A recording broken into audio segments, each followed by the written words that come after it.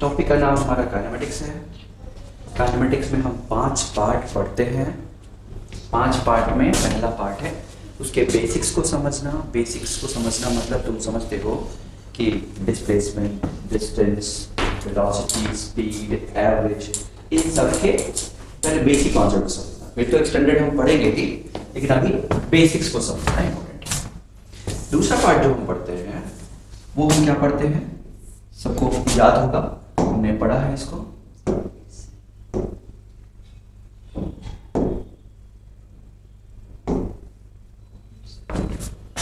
दूसरा पार्ट हम पढ़ते हैं वो है एवरेज। ये भी हम अभी तो फिलहाल पढ़ चुके हैं ना, या इसमें पर्टिकुलरली बल्कि concept of average,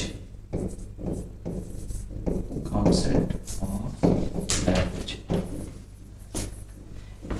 concept of average में हम पढ़ चुके हैं। मैं थोड़ा सा समराइज कर दूं, फिर से एक वीडियो बना दूंगा मैं इसको समझाने के लिए। कॉन्सेप्ट ऑफ एवरेज में हम ये पढ़ते हैं कि आखिर में एवरेज लेते क्यों है। एक, लेने की जरूरत ही क्यों पड़ती है, एक। और दूसरा, जब हम एवरेज निकालते हैं तो हम एवरेज निकालते कैसे, ठीक है ना। तो ये दो चीज पढ़ चुके हैं। इसका बेसिक एक आइडिया था कि y, कोई भी y क्वांटिटी x के साथ वेरी कर रही है, कोई भी y क्वांटिटी अगर x के साथ वेरी कर रही है तो आप y x कर्व का एरिया निकाल के x में चेन से डिवाइड कर दोगे तो y का एवरेज आएगा। यही हमने पढ़ा था। जैसे वेलोसिटी का टाइम के साथ अगर वेरिएशन है तो vt ग्राफ का एरिया निकाल के टाइम से डिवाइड करोगे तो क्या आ जाएगा, v का एवरेज। करंट टाइम ग्राफ है तो it ग्राफ का एरिया निकाल के जिस इंटरवल के लिए दिया है उससे डिवाइड करने पे क्या आ जाएगा, एवरेज। पावर दिया है, वेरिएबल पावर, टाइम के साथ वेरी करने वाला पावर, तो पावर टाइम ग्राफ का एरिया निकाल के टाइम से डिवाइड करोगे तो एवरेज पावर। ये 3 एग्जांपल जो मैंने अभी अभी दिए, तीनों में टाइम इन्वॉल्व था। इसका ये मतलब नहीं है कि हमेशा एक्स एक्सिस पे टाइम रहेगा, नहीं। जैसे हम वेलोसिटी अगर x के साथ वेरी कर रही है तो vx ग्राफ का भी एरिया निकाल के x से डिवाइड कर दोगे डेल्टा x से, तो वो भी एवरेज वेलोसिटी आएगा, लेकिन उसका कुछ नाम होगा। उसका नाम होगा वेलोसिटी एवरेज्ड ओवर डिस्टेंस या डिस्प्लेसमेंट, तो उसका नाम होगा। लेकिन एवरेज के लिए कोई जरूरी नहीं कि हमेशा टाइम इन्वॉल्व है ना। तो पढ़ चुके हैं इसको। मैं फिर से इसको जब रिवाइज करूंगा तो एक बार और एक वीडियो बना दूंगा। फिलहाल के लिए आप इसको छोड़ दें। तब जाके तीसरे नंबर पे हमने क्या पढ़ना था, हमने तीसरे नंबर पे पढ़ लिया application of differentiation and integration. इसमें हम पढ़ चुके हैं, ये मैं इसको और समराइज कर दूंगा, ये काफी बड़ा टॉपिक है तो मैं इसको कर दूंगा। फिलहाल के लिए अभी मैं यहाँ पे ऐसा लिख देता हूँ, application of differentiation and integration, है ना, इन काइनेमेटिक्स।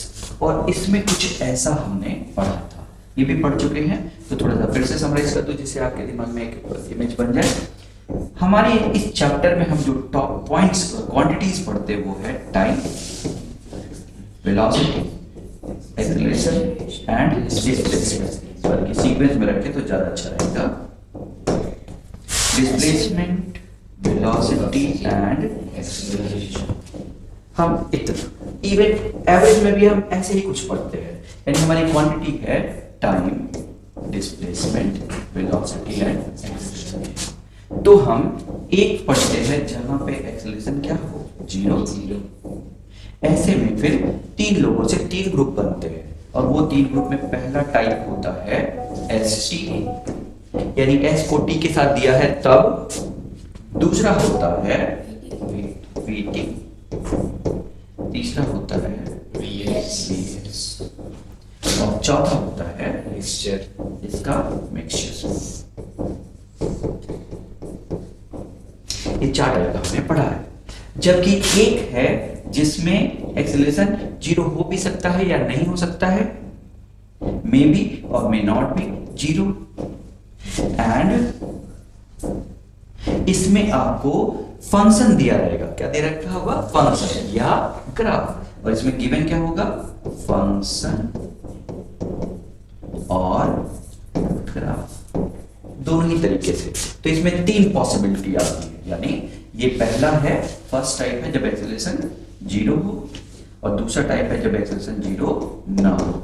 यानी कुछ देर के लिए अगर कुछ डिस्टेंस के लिए v वेलोसिटी चल रहा है तो नेचुरल हम वेलोसिटी कांस्टेंट मान रहे हैं उस पूरे इंटरवल के लिए, और अगर वेलोसिटी कांस्टेंट मान रहे हैं तो इसका मतलब है कि एक्सेलरेशन नहीं हो रहा है। तो ये तीनों केसेस में हम कुछ दूर के लिए, चाहे कुछ टाइम के लिए चाहे कुछ डिस्टेंस के लिए, वेलोसिटी क्या मानते हैं, कांस्टेंट, और जब वेलोसिटी कांस्टेंट मानेंगे तो एक्सेलरेशन क्या होगा, 0। इसलिए मैंने एक कैटेगरी बनाई कि जब एक्सेलरेशन 0, जबकि उसका कोई बहुत बड़ा रोल नहीं है, लेकिन एक कैटेगरी बना दी आपको याद रखने के लिए।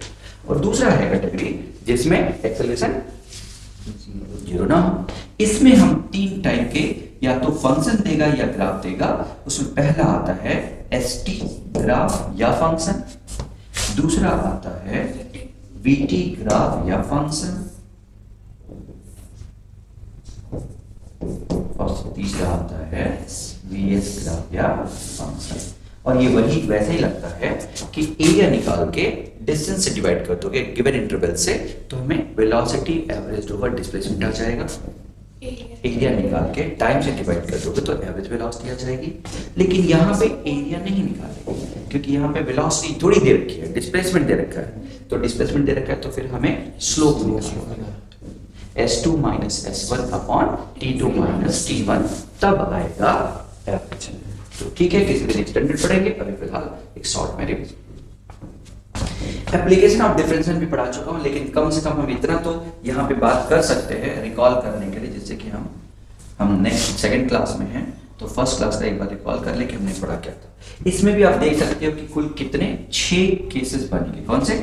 s का t के साथ, v का t के साथ, a का t के साथ, 3 तो ये रिलेशन बनेंगे, v का s के साथ, a का भी s के साथ, 2 ये, और लास्ट a का, ठीक ना। तो इसका मतलब जो इसमें रिलेशंस बनेंगे उसमें पहला रिलेशन क्या बनेगा, s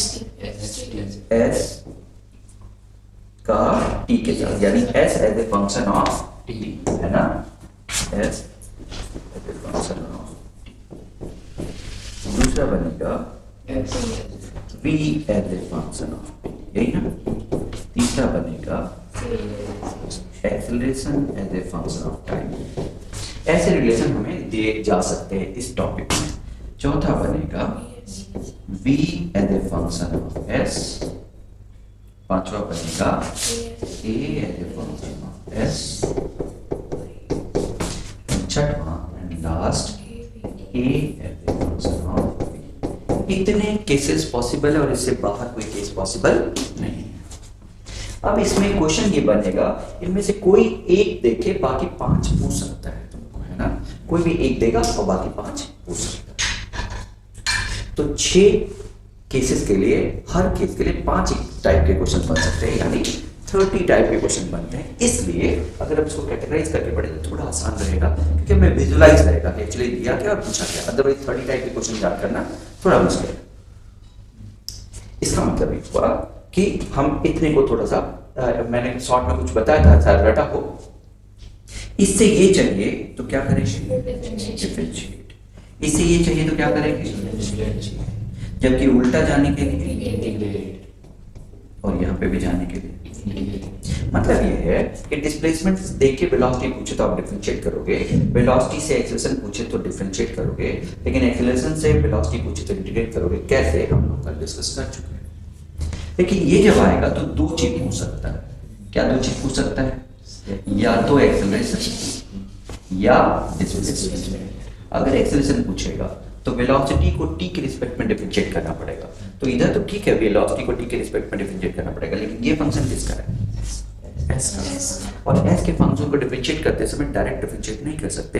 क्या करेंगे, उसको पहले s के रिस्पेक्ट में करेंगे, फिर s को t के रिस्पेक्ट में, यानी चेन रूल लगाएंगे। क्या लगाएंगे, तो यहाँ पे आप देखोगे कि जो एक्सेलरेशन आएगा that is dv by dt जो आएगा वो इसका डिफरेंशिएशन तो हो जाएगा किसके रिस्पेक्ट में, s के रिस्पेक्ट में, है ना।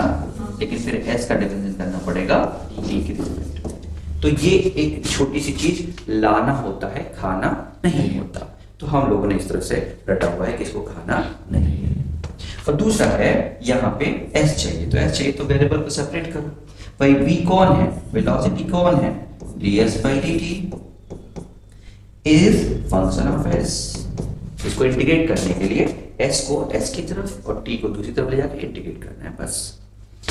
इसमें क्या खास बताया था हम लोगों ने, 3 वेरिएबल है। कितने वेरिएबल है, 3 वेरिएबल से 2 वेरिएबल में बनाना है। कैसे, ds से दोनों तरफ या तो मल्टीप्लाई करके या ds से मल्टीप्लाई ds से डिवाइड करके 3 से 2 बना, 3 वेरिएबल से 2 वेरिएबल बनाना है। और इसमें क्या करना है, ये तो यही टाइप वेरिएबल को सेपरेट करना है। वेरिएबल को क्या करना है, यानी a जो है वो dv by dt है ना, वो किसका फंक्शन है, p का।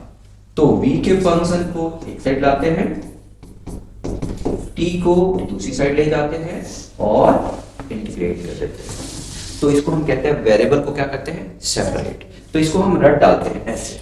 जब भी आएगा हम इसी तरह से कैटेगरी बनाएंगे। मैं तो इवन पूरे साल 11th वाले जो पढ़े हैं वो जानते हैं कि पूरे साल हमने कैसे पढ़ा है, first case, second case, third case, fourth, fifth and sixth case. तो मैंने ऐसे पढ़ा है पूरे साल। इसका यूज जब भी बीच में आया है तो बताओ ये कौन सा केस है, तुम बता रहे थे कि फोर्थ है या फिफ्थ है या सिक्स्थ है ना। तो ये याद होना चाहिए कि ये इतना इंपॉर्टेंट है, ये कई जगह यूज होता है, पूरे फिजिक्स में जगह जगह यूज होता है ना। तो first case displacement time, velocity time second case, acceleration time third case. 3 ये है। आखिरी एवी, आखिरी कौन है, एवी है ना। सेकंड लास्ट एएस, और बीच में यही सबसे अच्छा है, यही सबसे ज्यादा पूछा जाता है। अच्छे क्वेश्चन में यही सबसे ज्यादा पूछा जाता है, नहीं तो ये सब पूछा जाता है, कोई प्रॉब्लम नहीं। ये है वीएस, ये सबसे अच्छा लगता है मुझे, क्योंकि जनरली इसमें ये वाली जो चीज है ना, उसमें बच्चे ये वाली छोड़ देते हैं। तो जनरली ऐसे क्वेश्चन, ये जो क्वेश्चन आता है उसमें ये छोड़ देते हैं, तो बच्चों का गलत हो जाता है। और जो गलत होता है टीचर का काम है कि हम उस पर ज्यादा फोकस करें, है? तो यहाँ पे गलत होने के चांसेस होते हैं, बच्चे ds by dt को छोड़ देते हैं डिफरेंशिएट करते समय। क्लियर। अब आज का टॉपिक है इसके आगे। अब इसके आगे पढ़ने के लिए वो और कंटिन्यू रहेगा, क्वेश्चंस करेंगे हम लोग, लेकिन अभी क्वेश्चन की बजाय हम एक स्टोरी बना रहे हैं, फिर क्वेश्चन करेंगे तो हम सारा कैटेगराइज करें, क्वेश्चन को पहले कैटेगराइज करेंगे, फिर एक एक करके दिमाग लगाते रहेंगे। चलो, तो नेक्स्ट हमारा है वो है क्या, ग्राफ।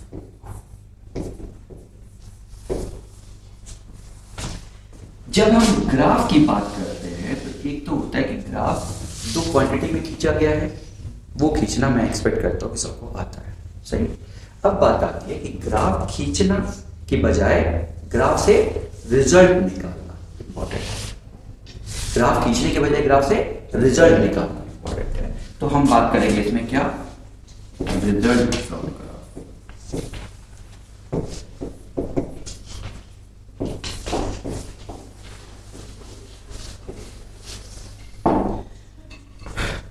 बच्चों, ग्राफ से एक तो डायरेक्टली वही रिजल्ट है जो हम लोग जानते हैं। क्या मतलब, भाई कोई क्वांटिटी y है, x साथ बदल रही है, तो x दे के y पूछ लो। ये तो दोनों में रिलेशन दिख ही रहा है ग्राफ में। x दे के y पूछे तो भाई ग्राफ में कोई स्ट्रेट लाइन है, x दे के y पूछे तो कोई बड़ी चीज तो नहीं होनी चाहिए, है ना। तो इसमें तो कोई बड़ी चीज नहीं होनी चाहिए, x दे के y पूछे निकल जाएगा, है ना। कैसे, एक एग्जांपल अभी करते हैं। तो एक ग्राफ है x relation between x and y, दूसरा ग्राफ है बाय फाइंडिंग स्लोप।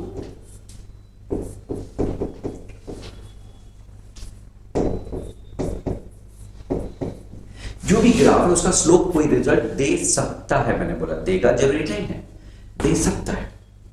तो हमें देखना पड़ेगा कि ग्राफ का स्लोप क्या दे रहा है, और जरूरी नहीं कि ये देगा, दे सकता है कोई रिजल्ट, सही है। तो ये, और तीसरा क्या है, बाय फाइंडिंग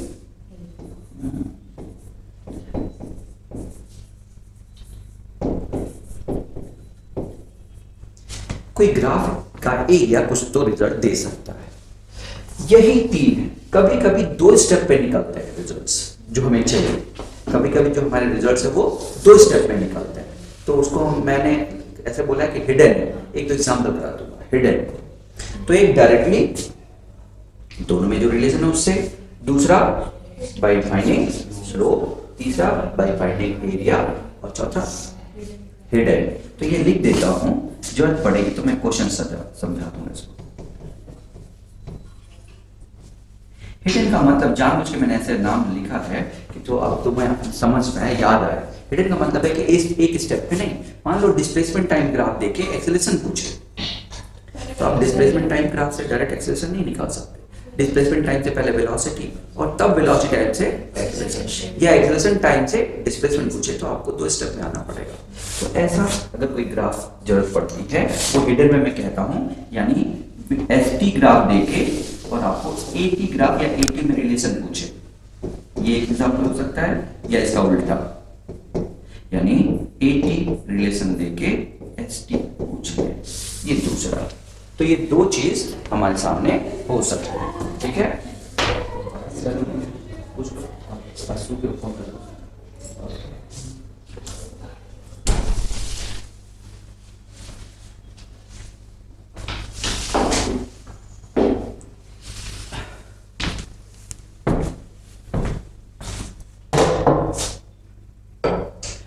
तो ये हिडन है, ठीक। तो ये तो 3-4 रिजल्ट पॉसिबल है। तो कैसे इसको देखते हैं, आगे बढ़ते हैं। जैसे तो सबसे पहले तो हम एरिया से कैसे देखते हैं और स्लोप से कैसे देखते हैं।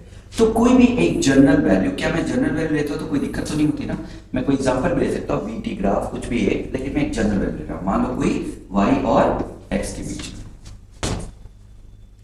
अब इसमें कोई भी ग्राफ आपको बनाना पड़े, तो सबसे पहले तो ग्राफ बनता कैसे है मैंने कहा एक्सपेक्ट कर रहा हूं कि आपको पता है, लेकिन फिर भी एक बार मैं थोड़ा पूछना चाहता हूं। इसका मतलब ये है, देखना x जब 0 है तो y भी क्या है 0, और x बदल रहा है तो y भी बदल रहा है। कौन मुझे बताएगा, मैं केवल जानना चाहता हूं कि आप देख पा रहे हो क्या ग्राफ, कौन मुझे बताएगा कि x ज्यादा तेज बदल रहा है कि y? x। बहुत बढ़िया। अब देखो अगर ये यहां पे अगर मैं देखूं, शुरू में तो y ज्यादा तेज बदल रहा है, देखो x कम y ज्यादा है कि नहीं, लेकिन आगे जाके क्या होगा, x का जो तेजी है वो फिर से शुरू में y तेज बदल x के कंपैरिजन, लेकिन उसके बाद x तेज बदल रहा है लेकिन y धीरे हो रहा है। यहाँ पे तो जाके y बदलना भी बंद कर दिया और आगे जाके तो y बढ़ने के बजाय घटने लगा। तो ये एनालिसिस सबको आती है। कौन बताएगा इसका क्या मतलब है, मैं केवल और केवल थोड़ा बात करना चाहता हूँ। ये बताओ एक्स ग्राफ है, एक्स वाई ग्राफ है, मैं कहता हूँ कोई ग्राफ ऐसा खींचा गया है, इस पॉइंट का क्या मतलब है? इनिशियली जीरो पे नहीं है। फिर से इनिशियली जीरो पे नहीं है, मतलब उसका क्या है, यानी x की x नॉट से ज्यादा वैल्यू के लिए y है, उससे पहले y नहीं है ना। x की वैल्यू जब x नॉट होती है तब y आता है, उससे पहले y नहीं है। मान लो मैं कहता हूं ये डिस्प्लेसमेंट है और ये टाइम है, इसका मतलब वो आदमी कहां पे है, t, ये सॉरी फिर से देखो ये टाइम है, तो इसका मतलब वो आदमी चलना शुरू करता है t equal to T naught पे। नहीं समझे, वो कब चलना शुरू करता है, t equal to T naught पे चलना शुरू कर रहा है, तब डिस्प्लेसमेंट बढ़ता है, उससे पहले चुपचाप रुका हुआ है वहां पे, यानी उसका डिस्टेंस नहीं बदल रहा है या डिस्प्लेसमेंट नहीं बदल रहा है, ये तो मतलब है ना। यानी इस ग्राफ को देख के हम उसके वो एनालिसिस कर पाए, यही हमारा काम है। मैं यहाँ पे यही जानना चाहता हूँ। अच्छा आपको ये बताओ, अगर मैं ऐसा ग्राफ देता हूँ उसका क्या मतलब है, मान लो ये एस नॉट है, ये टी है, क्या मतलब है, इसका मतलब बताओ। हाँ इवेंट टी इक्वल टू 0 पे भी पार्टिकल अपने घर पे नहीं कहीं और खड़ा है, बाहर है ना, इसका मतलब वो ऑलरेडी एस नॉट डिस्टेंस चल चुका है। क्लियर है सबको? तो क्या ये एनालिसिस समझ में आती है? मेरे ख्याल से सबको क्लियर है ये। ओके, एनालिसिस मतलब थोड़ा सा ग्राफ के बारे में पता होना चाहिए, ठीक। बाकी जो और पता करना है वो तो हम उसके स्लोप और एरिया से पता करेंगे, लेकिन एक बेसिक मेरे ख्याल से आप लोगों को समझ में आ रहा है कि मैं चाहता क्या हूँ। मैं चाहता हूँ कि क्या आपको ग्राफ पढ़ना आता है, बस उतना सा। चलो तो ये वाई एक्स ग्राफ है, मैंने वाई एक्स कोई ग्राफ ले लिया। अब मैं बात करना चाहता हूँ वाई एक्स ग्राफ के आगे क्या क्या मुझे यहाँ पे लिखने की जरूरत है? नहीं ना। सबको समझ में आया ना कि ये particle t equal to T naught पे चलना शुरू करता है ना? Particle t equal to T naught पर चलना शुरू करता है। Particle start moving at equal to T naught. उससे पहले पार्टिकल क्या था? रेस्ट पे था। और यहां पे क्या है? Particle is at S naught at t equal to 0। Initially particle S naught पे और ओरिजिन पे नहीं है, ऑलरेडी चल चुका है। ठीक, ये चलो ठीक है ये, लेकिन हमें इससे अभी अगेन ज्यादा मतलब नहीं है, हमें तो इसके रिजल्ट से ज्यादा मतलब है। मैंने कहा ये आपको आना चाहिए, तो इसको मैं छोटा कर देता हूँ, साइड कर देता हूँ, इसकी जरूरत बाद में हमें पड़ेगी।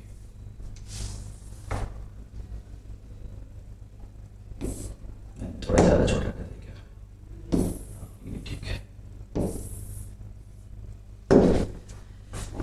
ओके, अब यहां पे बात आती है कि मैं इसके स्लोप की लेट बात कर लेता हूं। स्लोप की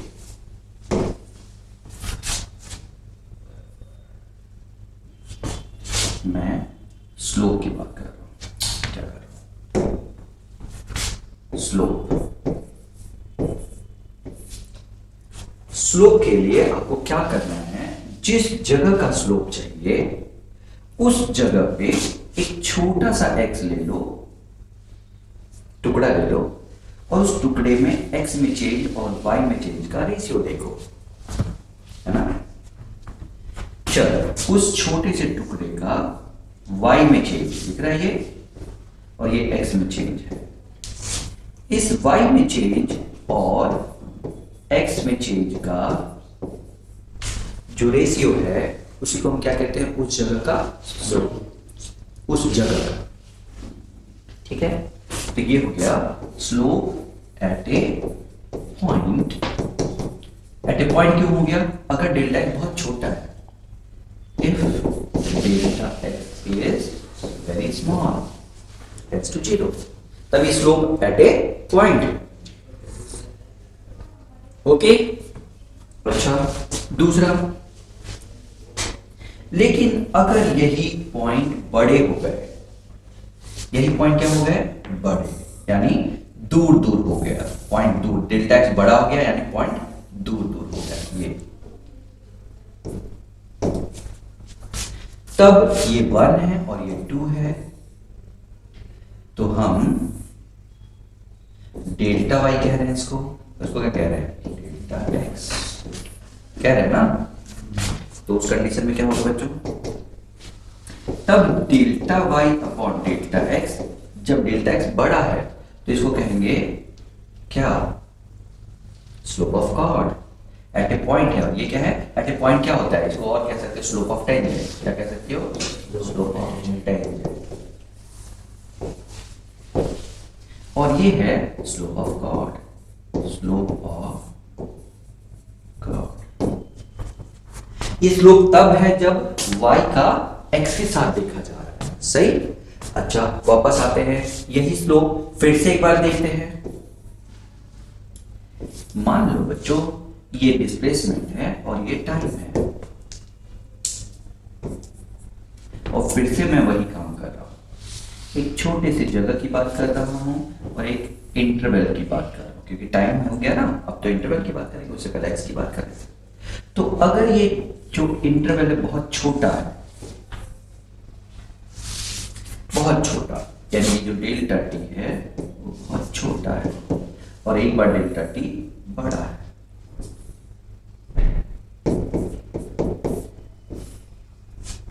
तो अब अगर मैं छोटा सा चेंज इन डिस्टेंस अपॉन छोटा सा चेंज इन टाइम लूं, तो अब ये स्लोप कहा तो जाएगा इस पॉइंट का, टेंजेंट का, लेकिन इसका एक नाम है कि हम बात कर रहे हैं। अच्छा ध्यान दें, कब? जब डेल्टा टी बहुत छोटा हो। डेल्टा टी क्या हो? बहुत छोटा। तो अब हम कहेंगे उस इंस्टेंट का स्लोप। क्या कहेंगे? जबकि जब टाइम आता है तो इंस्टेंट बोल रहे हैं, जबकि एक्स आ रहा है तो पॉइंट बोल रहे हैं। अंतर समझो, टाइम के साथ जब बात आती है तो क्या बोल रहे हैं, इंस्टेंट का स्लोप, जबकि एक्स के साथ जब आ रहे हैं तो क्या बोल रहे हैं, पॉइंट का स्लोप, है ना। और उस कंडीशन में इसको मैं बोलूंगा है क्या, ये बताओ, change in distance by change in time ना। फिर से सुनो, एक्स के साथ जब बदलता है तो slope at a point, tangent का स्लोप तो है ही दोनों जगह, लेकिन वहां पे कहेंगे स्लोप एट ए पॉइंट, यहां पे कहेंगे स्लोप एट दैट इंस्टेंट।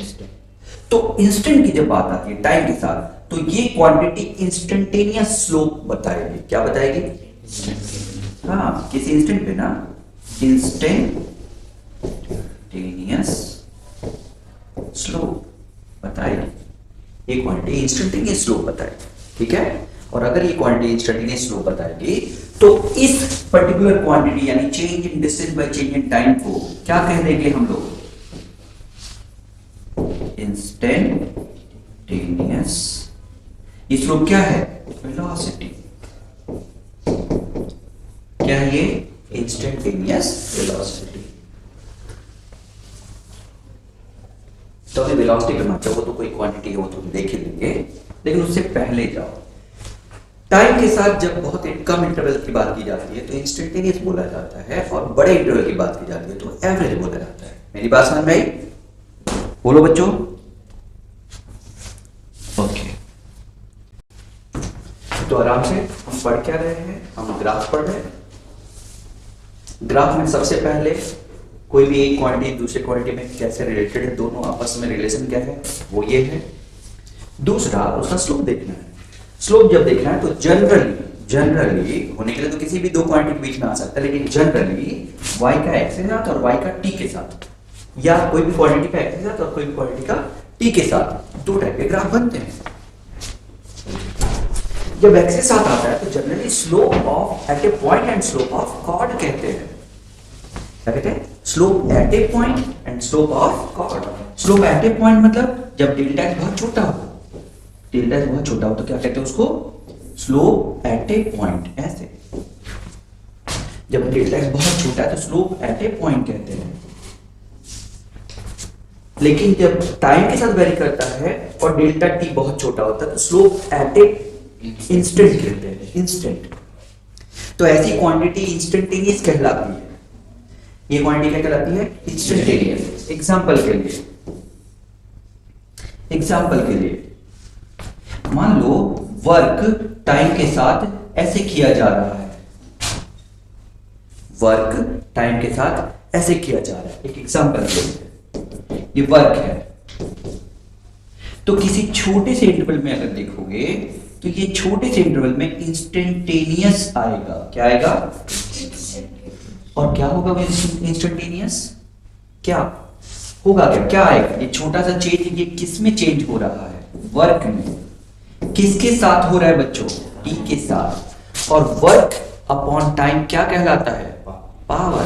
तो ये क्या नाम है इसका नाम क्या है, इंस्टेंटेनियस पावर। क्या नाम है, क्योंकि वो टाइम के साथ चेंज हो रहा है।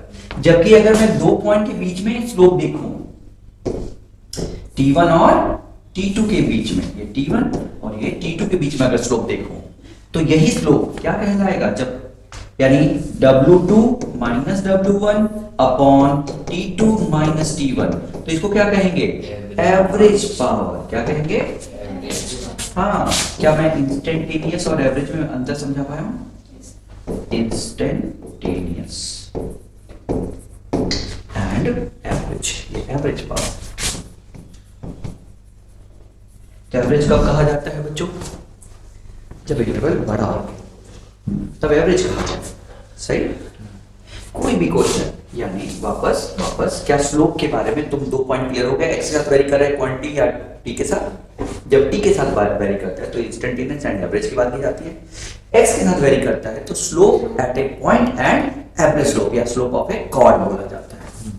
ठीक, इसको भी स्लोप बोल सकते हो, प्रॉब्लम नहीं है, स्लोप एट ए पॉइंट। लेकिन स्लोप एट ए पॉइंट जो भी क्वांटिटी शो करेगा वो इंस्टेंटेनियस शो करेगा, और दो पॉइंट के बीच में स्लोप शो करेगा वो एवरेज। तो क्या इंस्टेंटेनियस और एवरेज का मतलब समझ में आ गया। इंस्टेंटेनियस टाइम के लिए आता है ना, एक्स के साथ तो नहीं आता। तो इंस्टेंटेनियस हमेशा किसके साथ आएगा, टाइम के साथ। बस ये ध्यान रखना है कि इंस्टेंटेनियस टाइम के साथ आएगा। क्लियर। ओके, तो ये तो हो गया तुम्हें थोड़ा सा उससे जुड़ा हुआ टर्म्स जो आते हैं स्लोप के साथ, इंस्टेंटेनियस एंड एवरेज, है ना, टाइम के साथ और एक्स के साथ, ये दो टर्म आते हैं। अब इसके बाद कोई भी क्वांटिटी है y जो किसके साथ बदल रहा है बच्चों, x के साथ। किसके साथ बदल रहा है, x कोई भी क्वांटिटी है, टाइम जरूरी नहीं है, डिस्टेंस जरूरी नहीं है, टाइम जरूरी नहीं, कुछ भी क्वांटिटी है, जब बदल रहा है तो अगर कोई कहे कि इसका स्लोप क्या दे रहा है, क्या बोल रहा है, इसका स्लोप क्या दे रहा है, अगर ये बोले तो आपको कुछ नहीं करना, आपको चुपचाप छोटा सा y और छोटा सा x या y एक्सिस पे जो क्वांटिटी है उसका स्लोप, उसका डिफरेंशिएशन, और x एक्सिस पे जो क्वांटिटी है उसका डिफरेंशिएशन करके उनका रेशियो देखना है कि वो क्या दे रहा है, याद रहेगा। तो इससे पता चल जाएगा कि स्लोप क्या दे रहा है, स्लोप की एनालिसिस हो जाएगी कि स्लोप देता क्या है इस कर्व में। मेरी बात समझ में, क्या मतलब है इसका, बहुत सिंपलेस्ट हम पढ़ सकते हैं वो क्या है भाई, डिस्प्लेसमेंट का टाइम के साथ।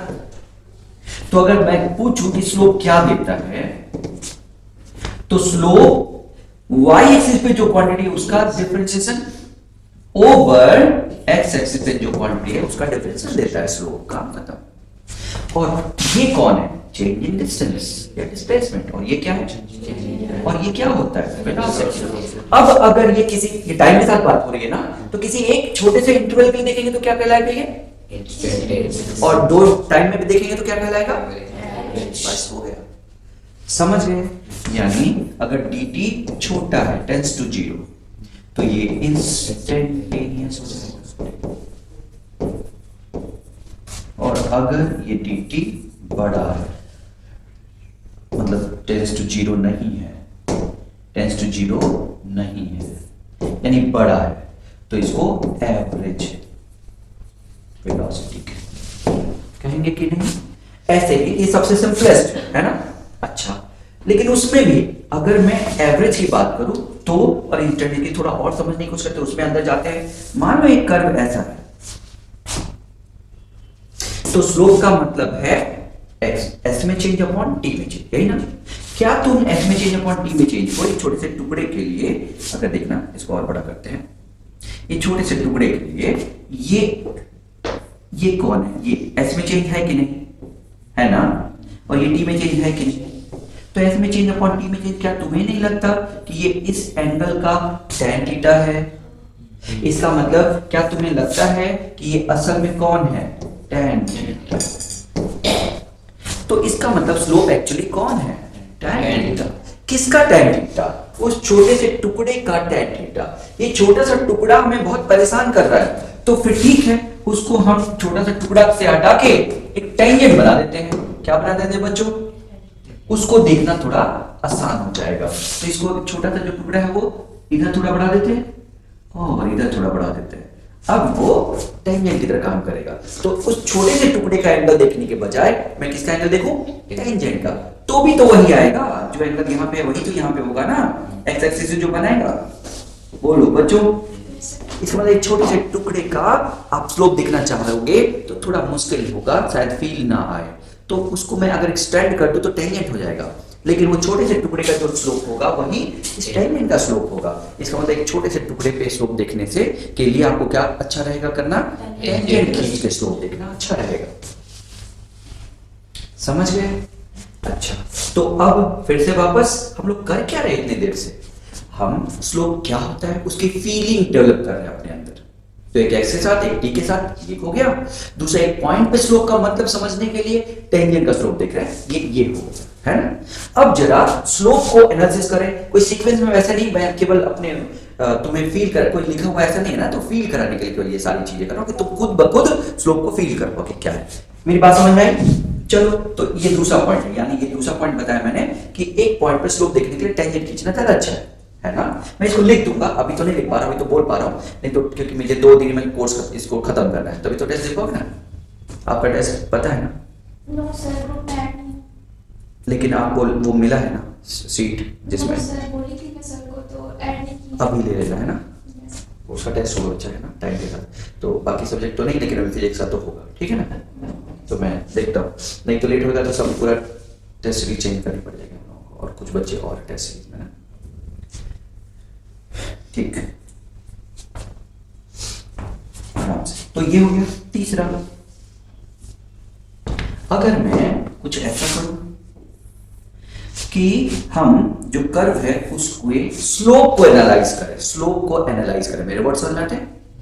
तो यहां पे जो स्लोप है, यहां पे जो स्लोप है, यहां पे जो स्लोप है, इसको देखिए। तो स्लोप मतलब tan थीटा ना, और तुम्हें पता है ना थीटा कम होता है तो tan थीटा कम होता है, स्लोप थीटा ज्यादा होता है तो tan थीटा ज्यादा होता है, अप टू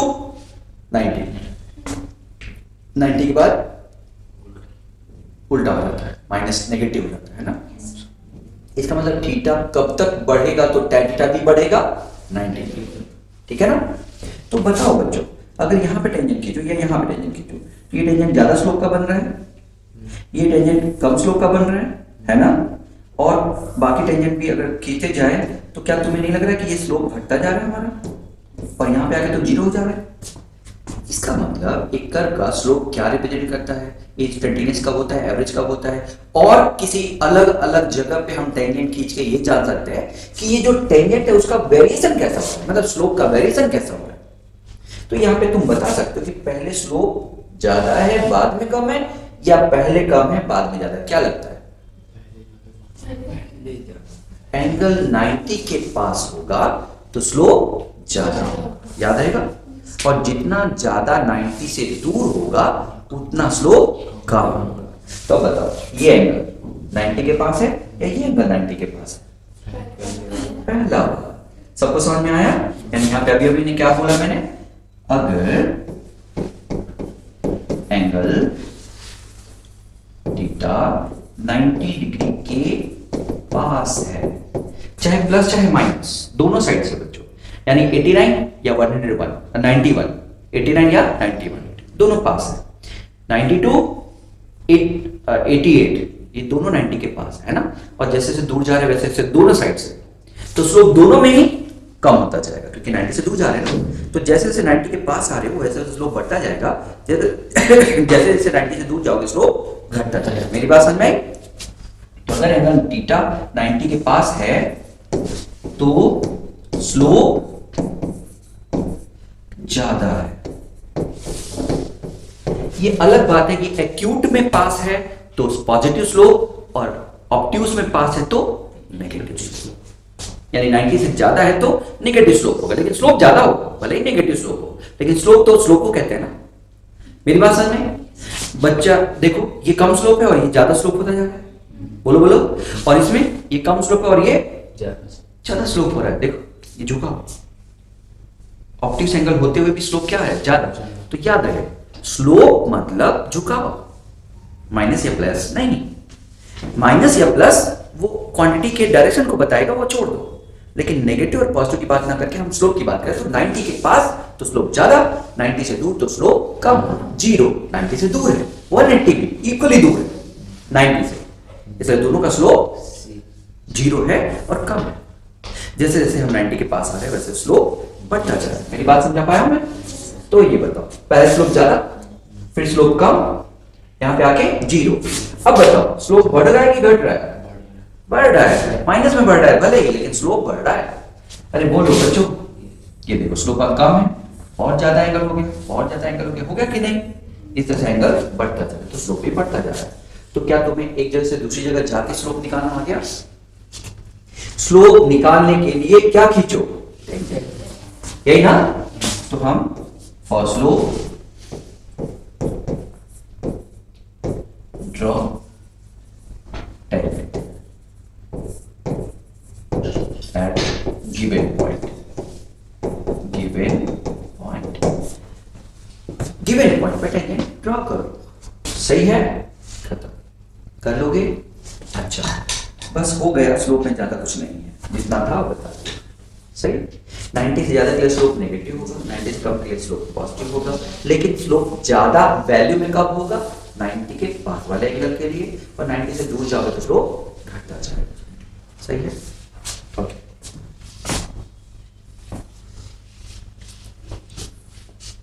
तो यहां पे एक ही कर्व का जगह जगह स्लोप बदल रहा है, और यहां पे दो अलग अलग कर्व है, ये कर्व ए है और ये कर्व बी है। इसका स्लोप क्या है, कम, और इसका स्लोप क्या है, ज्यादा, है कि नहीं? तो दो अलग अलग कर्व का स्लोप कंपेयर कराया जा सकता है, या एक ही कर्व का अलग अलग पॉइंट पे स्लोप कंपेयर कराया जा सकता है। ये दो अलग अलग क्वेश्चन हो सकते हैं। जैसे मान लो ये डिस्प्लेसमेंट टाइम ग्राफ, कैसा ग्राफ हो, डिस्प्लेसमेंट टाइम। तो डिस्प्लेसमेंट टाइम ग्राफ का ये जो ए है ग्राफ, ए का जो ग्राफ है डिस्प्लेसमेंट टाइम का, डिस्प्लेसमेंट टाइम ग्राफ क्या शो करेगा, इसका स्लोप क्या शो करेगा, वेलोसिटी क्या शो करेगा। तो ए का स्लोप कम है और बी का स्लोप ज्यादा है, इसका मतलब क्या है, ए की वेलोसिटी कम है और बी की वेलोसिटी ज्यादा है। तो ये दो अलग अलग लोगों का कंपैरिजन है। जब यहां पे एक ही पार्टिकल जा रहा है, डिस्प्लेसमेंट टाइम ग्राफ अगर मान लो मैं कह देता हूं, वैसे अभी मैंने डिस्प्लेसमेंट टाइम का नहीं, किसी भी जनरल का किया था, अब डिस्प्लेसमेंट टाइम लेते हैं। तो एक पार्टिकल इस तरह से चल रहा है, तो हम कह सकते हैं कि पहले उसकी स्पीड ज्यादा है, फिर स्पीड कम होती जा रही है, कम होती जा रही है, कम होती जा रही है, क्योंकि स्लोप स्पीड शो करेगा, मतलब वेलोसिटी शो करेगा। और घटते घटते घटते घटते यहाँ पे वेलोसिटी क्या हो गई, जीरो। उसके बाद वेलोसिटी नेगेटिव में बढ़ती जा रही है, यानी पहले तेज था, फिर धीरे हुआ, फिर और धीरे हुआ, फिर जीरो हो गया, और फिर वापस आ रहा है, बढ़ता जा रहा है, बढ़ता जा रहा है और मैक्सिमम हो रहा है। मेरी बात समझ में? इसका मतलब ये एक ही पार्टिकल की डिफरेंट पोजीशंस पे वेलोसिटी बता रहा है, और ये दो पार्टिकल का किसी इंस्टेंट पे वेलोसिटी बता रहा है कि नहीं? ये दोनों तो दो अलग कर्व है और वो एक कर्व है। तो ऐसा कुछ आता है तो आपको फील आ रहा है मैं क्या बोलना चाहता हूं, बस इतना ध्यान रखना है ना बच्चों। चलो, तो बहुत सारे पॉइंट्स हो गए स्लोप में। ये स्लोप का नहीं, किसका पॉइंट है, ये है रिलेशन और उससे एनालिसिस का। फिर क्या है, स्लोप निकालने के लिए एक टुकड़ा लेते हैं, उस टुकड़े का y में चेंज और x में चेंज का रेशियो देखते हैं, है ना? देखते हैं ना, x में चेंज और y में चेंज का रेशियो। और ये रेशियो टाइम के साथ होता है, इंस्टेंटेनियस बताता है या एवरेज बताता है ना? किसी x के साथ होता है तो एक पॉइंट पे स्लोप या एवरेज स्लोप बताता है, ठीक है? स्लोप निकालने के लिए y एक्सिस पे जो क्वांटिटी है और x एक्सिस पे क्वांटिटी है, y एक्सिस की क्वांटिटी को डिफरेंशिएट करो और x एक्सिस की क्वांटिटी को डिफरेंशिएट करके उनका रेशियो निकाल देते हैं, तो हमें पता चलता है कि स्लोप देगा क्या। सही है? स्लोप देखते कैसे, तो स्लोप 90 के वैल्यू ऑफ स्लोप 90 के पास है तो अमाउंट वैल्यू ऑफ स्लोप ज्यादा होगा, 90 से बड़ा है तो नेगेटिव में ज्यादा होगा, 90 से कम है तो पॉजिटिव में ज्यादा होगा। सही। ये एक कर्व पे जगह जगह पे स्लोप देख रहे हैं, ये दो कर्व का किसी पर्टिकुलर टाइम पे स्लोप देख रहे हैं। तो समझ गए आप आगे कि क्या कैसे देख रहे हैं? अच्छा,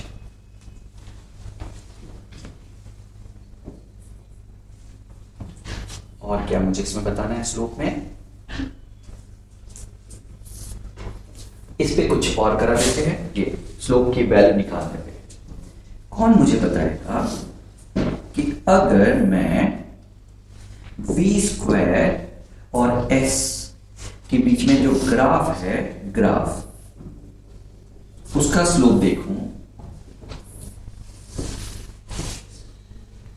किसी जगह पे स्लोप तो क्या बताएगा, किसी जगह पे स्लोप क्या बताएगा? ये सब कुछ मुझे गिवन होगा, आप जितना मैंने क्वेश्चन पूछा वो बताओ। मान लो ये 10 मीटर है और उसमें वेलोसिटी का स्क्वायर कुछ मैंने कहा 25 है, metre per second square, metre per second sorry का होल स्क्वायर ना, ठीक है? और उसके बाद फिर ये आप मुझे बताओ कि इसका स्लोप देगा क्या, इस कर्व का स्लोप क्या देगा, बताइए, इस कर्व का स्लोप देगा क्या? सोचिए सोचिए सोचिए सोचिए। ठीक है, मैंने कभी बताया कि स्लोप निकालने का क्या तरीका है इस पूरे डिस्कशन में? क्या बोला? हाँ, क्या बोला मैंने? नहीं, मैंने ऐसे बोला y एक्सिस पे क्वांटिटी का डिफरेंशियल करो और x एक्सिस पे क्वांटिटी का डिफरेंशियल करो और दोनों का रेशियो निकालो, यही बोला ना? तो करो, मैं तो स्लोप ही बता रहा हूँ, पूछ रहा हूँ ना क्या देगा। तो y एक्सिस पे क्वांटिटी कौन है बच्चों? v², तो v² का डिफरेंशियल करना पड़ेगा, और x एक्सिस पे कौन है? s, उसका डिफरेंशियल करना पड़ेगा ना? तो v स्क्वायर का डिफरेंस में 2v dv होता है ना, सबको पता है 2v dv, और x एक्सिस पे तो ऐसे तो ds ही होगा। अभी तो ये दिख नहीं रहा है, लेकिन मैं अगर इसको t से मल्टीप्लाई और t से डिवाइड, dt से मल्टीप्लाई dt से डिवाइड कर दूं, तब कुछ दिख रहा है मुझे। क्या दिख रहा है ये बताओ, ये ds बाई dt कौन होता है और ये भी कौन है, तो दोनों क्या हो जाएगा, कैंसिल होगा कि नहीं। तो क्या मैं लिख दूं 2v और ये देखो dv बाई dt अलग करो, और ds बाई dt को 1 बाई v लिख सकते हो ना, ये v से v कटा, इसका मतलब 2 टाइम्स व्हाट, एक्सेलरेशन। कुछ गलत तो नहीं कर रहा हूं मैं, क्या मैं कुछ गलत कर रहा हूं,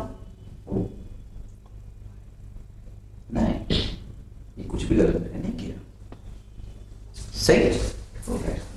इसका मतलब किसी जगह पे, अब देखो कितना अच्छा क्वेश्चन है ये, वेलोसिटी टाइम ग्राफ दे दिया और किसी जगह पे एक्सेलरेशन पूछ लिया, बताओ समझ गए। तो अगर मैं कहता हूं थोड़ा अच्छी जगह ले लेता हूं, यहाँ पे 5 पे, तो इसका थोड़ा अजीब आएगा ना नंबर, ठीक है चलो अब तो करते हैं, और कोई ऑप्शन नहीं। बच्चों s इक्वल टू 5 सेकेंड पे इसका क्या बताओ, s इक्वल टू 5 सेकेंड पे इसका क्या बताओ, बोलो क्या पूछ लो, s इक्वल टू 5 सेकेंड में कौन बताएगा, एक्सेलरेशन बताओ। अब ये क्वेश्चन है t स्क्वायर s के बीच में ग्राफ दिया है और मैं s इक्वल टू 5 सेकेंड पे इसका एक्सेलरेशन पूछ रहा हूं, सही। ये क्वेश्चन होगा, तुम्हें कैसे समझ में आएगा, तुम्हें समझ नहीं आएगा क्या करना है। फिर से सुनो, ध्यान से सुनो, आराम से। क्या मैं कैटेगराइज नहीं कर पा रहा हूँ आज कुछ हो रहा है, मतलब फील आ रहा है मैं क्या बोल रहा हूँ, पॉइंट्स बहुत है इसलिए दिक्कत है, थोड़ा सा पॉइंट है इसमें, ठीक है ना। सुन लो, सबसे पहले v स्क्वायर और s ग्राफ दिया और क्वेश्चन पूछ दिया कि s इक्वल टू 5 मीटर पे आप एक्सेलरेशन बताओ। अब आपके दिमाग में कुछ भी नहीं है, लेकिन आपके सामने एक ग्राफ है। जैसे ही आपके सामने एक ग्राफ आता है, वैसे ही अगला काम क्या होता है, अगला काम ये होता है कि आपके पास उसको सॉल्व करने का 2 तरीका है। एक तो डायरेक्ट उसमें अगर है तो पता ही चल जाएगा, छोड़, लेकिन उसके अलावा 2 तरीके हैं, या तो स्लोप निकाल के, या तो आप इसके लिए जाओगे, आप स्लोप और एरिया निकालने की कोशिश करोगे। तो जैसे ही आप स्लोप निकालने की कोशिश करोगे, मैंने तुम्हें बताया है कि y एक्सिस पे जो क्वांटिटी है उसको डिफरेंशिएट करो और x एक्सिस पे जो क्वांटिटी है उसको डिफरेंशिएट करो, दोनों का रेशियो निकालो, जो भी क्वांटिटी है पता चल जाएगा, थोड़ा सा सिंप्लीफाई करके। तो आपने ऐसा किया और आपने ऐसा किया तो आपने देखा कि किसी जगह का जो स्लोप है वो एरिया का डबल है। किसी जगह का स्लोप क्या है, ओके, सही ना। इसका मतलब कि एरिया निकालने के लिए स्लोप निकाल के उसका क्या करना पड़ेगा, अरे एक्सेलरेशन निकालने के लिए क्या बोल रहा हूँ, क्या सॉल्व करेंगे, एक्सेलरेशन का डबल, सॉरी, स्लोप जो है वो एक्सेलरेशन का डबल, सॉरी, तो स्लोप एक्सेलरेशन का डबल है, जबकि हमें क्या चाहिए, एक्सेलरेशन। इसका मतलब मुझे क्या करना पड़ेगा, स्लोप निकाल के कंटू करना पड़ेगा, है कि नहीं। अच्छा, ये अच्छी बात क्या है पता है, इसका हर जगह स्लोप सेम है। इसका मतलब क्या है, हर जगह एक्सेलरेशन क्या रहेगा, कांस्टेंट। तो किसी एक पॉइंट पे देते हो तो भी कोई दिक्कत नहीं है, तो मैं पूरा स्लोप निकाल के और कंपेयर करता हूं वहां पे। तो स्लोप बताओ, ये कितना है बच्चों, 25, ये कितना है, तो स्लोप कितना है यहाँ पे, 25/10।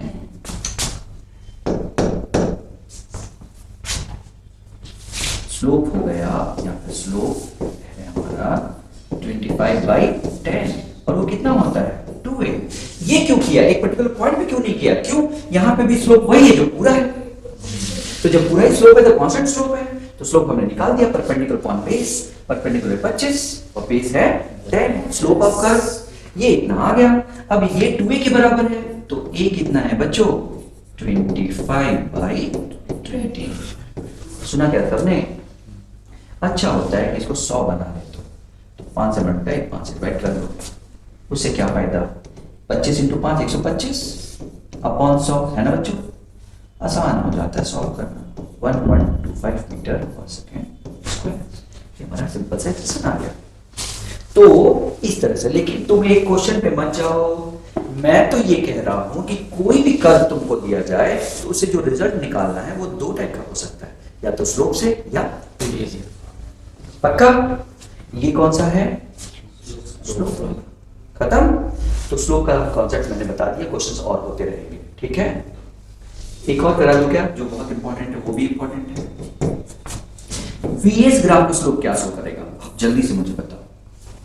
वीएस ग्राफ, यही ग्राफ, ये आया हुआ क्वेश्चन है एग्जाम्स में, ठीक है ना? सेम क्वेश्चन आया हुआ है, ऐसा सेम वही रिजल्ट दे देते हैं। ये 10 मीटर है और ये 50 कर देते हैं, थोड़ा आसान कर देते हैं, मीटर पर सेकेंड। मुझे चाहिए 5 मीटर से s इक्वल टू 5 मीटर पे क्या acceleration. Find acceleration at s equal to 5 metre. ये उससे अच्छा क्वेश्चन है, ये उससे ज्यादा अच्छा क्वेश्चन। चलो फिर से वही, क्योंकि हम स्लोप पढ़ा रहे हैं, अभी एरिया तो पढ़ा भी, तो एक से आंसर आने वाला है। तो कौन बताएगा स्लोप क्या होगा? Change in v by change in s। क्या करो, इसको सिंप्लीफाई करने के लिए आसान दिखे ऐसा, dt से मल्टीप्लाई। ये कौन है बच्चों? और ये कौन है? यानी एक्सेलरेशन अपॉन कौन है? इसका मतलब ये जो वेलोसिटी है वो एक्सेलरेशन अपॉन वेलोसिटी है, स्लोप जो है वो एक्सेलरेशन अपॉन वेलोसिटी देता है ना? हमें क्या चाहिए? लेकिन गिवन क्या है? लेकिन हमारे फॉर्मूले में क्या चाहिए? नहीं, गिवन क्या है? डिस्टेंस, डिस्प्लेसमेंट क्या है, ठीक है? वापस चाहिए क्या? गिवन क्या है? डिस्प्लेसमेंट। लेकिन हम तब निकाल पाएंगे जब हमें क्या पता रहेगा? वेलोसिटी। यानी डिस्प्लेसमेंट से पहले क्या निकालना पड़ेगा? तब जाके वेलोसिटी में रखोगे तो क्या आएगा? इसलिए एक अच्छा क्वेश्चन है, क्योंकि स्टेप्स बढ़ गए। तो पहले वो गिवन क्या है? डिस्प्लेसमेंट। मुझे एक्सेलरेशन निकालने के लिए क्या चाहिए? इसका मतलब पहला काम क्या है? डिस्प्लेसमेंट से वेलोसिटी निकालना, फिर वेलोसिटी को इसमें रख के एक्सेलरेशन निकालना। 2 स्टेप का काम। तो पहला डिस्प्लेसमेंट से क्या निकालना? अब बताओ डिस्प्लेसमेंट कितना है बच्चों? 5। उसके लिए वेलोसिटी निकालनी है ना? बोलो बच्चों, आसान क्वेश्चन दिया है। 10 के लिए कितनी वेलोसिटी है? और स्ट्रेट लाइन है ना, तो 5 के लिए कितना होगा? 25, क्योंकि स्ट्रेट लाइन है तो कोई दिक्कत नहीं, बीपीटी लग जाएगा। पक्का? क्या लग जाएगा? बीपीटी लग जाएगा। तो क्या मैं कहूं कि for s equal to 5 metre per second, metre sorry, v equal to, v will be equal to what? 25 metre second, है ना? और देन, और स्लोप क्या है? स्लोप बताओ, स्लोप कितना है? 50/10 ना, 50/10 ना, क्योंकि अगेन स्ट्रेट लाइन है तो स्लोप हो जाएगा क्या रहेगा? 6। तो कितना आएगा बच्चों? 50/10, यही तो स्लोप होगा। और इसकी वैल्यू हमारे हिसाब से कितनी होनी चाहिए? a/v, और v की वैल्यू हमारी कितनी आई? 25। तो एक्सेलरेशन हमारा कितना आ जाएगा? 25 into 50/10, that is 125। आ गया? कुछ गलत तो नहीं किया मैंने? देख लो, कुछ समझ में आया क्या? तो ये 2 क्वेश्चन बहुत इंपॉर्टेंट हैं, 2 क्वेश्चन बहुत इंपॉर्टेंट है, ऊपर वाला भी और ये भी। तो ये तुम्हें याद होना चाहिए। अगर यहां पूछो तो स्लोप कितना आ जाएगा? 0। तो एक्सेलरेशन भी कितना आ जाएगा? 0। राइट, है ना? कर लोगे? हो गया। नेक्स्ट है एरिया, यानी area of graph. Area of graph, हम ग्राफ का एरिया कैसे निकालते हैं और इससे हमें क्या मिलता है? तो एरिया ऑफ ग्राफ से हमें क्या मिलता है? हमारा क्वेश्चन समझना है क्या होता है, क्या है? तो देखो बच्चों, कोई भी क्वांटिटी y एक्सिस पे है और x एक्सिस पे है, कुछ तो होगी ना। मैं तो x और y ले रहा हूं, कुछ और भी हो सकती है। जो भी कर्व है, एरिया क्या देगा ऐसा जानने के लिए तुम आराम से y एक्सिस पे जो क्वांटिटी है वो पूरी लोगे, y एक्सिस पे क्वांटिटी क्या लोगे? पूरी। लेकिन x एक्सिस पे जो क्वांटिटी उसकी छोटी वैल्यू लेके और देखोगे ये क्या देगा। y एक्सिस पे जो क्वांटिटी उसकी पूरी वैल्यू लोगे, समझ गए? और एक्स एक्सिस पे जो क्वांटिटी है उसकी छोटी वैल्यू लोगे, छोटी वैल्यू, फिर दिमाग लगाओ कि ये कौन सी क्वांटिटी मिल रही है, उसका इंटीग्रेशन एरिया। स्लोप निकालने के लिए क्या करोगे, y एक्सिस पे क्वांटिटी को डिफरेंशिएट अपन x एक्सिस पे क्वांटिटी को डिफरेंशिएट करके आता है ना। जबकि एरिया के लिए y एक्सिस पे क्वांटिटी और x एक्सिस पे क्वांटिटी, y एक्सिस की पूरी और x एक्सिस की छोटी वैल्यू लेके देखो ये क्या देगा। क्लियर? बोलो बच्चों। जैसे एग्जांपल के लिए मान लो मैं पावर और टाइम के बीच में ग्राफ खींच रहा हूं, तो कौन बताएगा एरिया क्या देगा? पावर की पूरी वैल्यू लोगे ना बच्चों, ये पावर, और इसकी क्या लोगे, छोटी वैल्यू dt का क्या इंटीग्रेशन। और पावर का डेफिनेशन क्या होता है बच्चों, dw/dt, rate of doing work into dt, है ना। dt और dw का इंटीग्रेशन कौन है, वर्क, क्या आएगा? इसका मतलब नेटवर्क पूछा देगा, पावर टाइम ग्राफ का जो एरिया है वो क्या देगा, नेटवर्क। बस हो गया। कैसे देखा है, P को मतलब y एक्सिस पे क्वांटिटी को पूरा लो और x एक्सिस पे क्वांटिटी को थोड़ा सा मतलब छोटी वैल्यू लो, और फिर देखो वो क्या देगा। क्लियर है क्या सबको? ऐसे ही कोई भी रहे, कोई भी क्वेश्चन रहे, आप करोगे यही, कोई भी क्वेश्चन रहेगा करोगे यही। सही?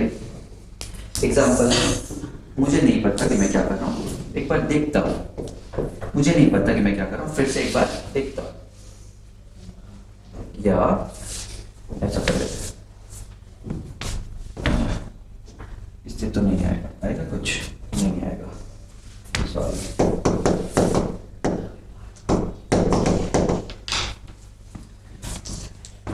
मुझे कोई एक ऐसा क्वेश्चन बनाना है जो एरिया से कुछ रिजल्ट दे, और अजीब भी बनाना है, ठीक।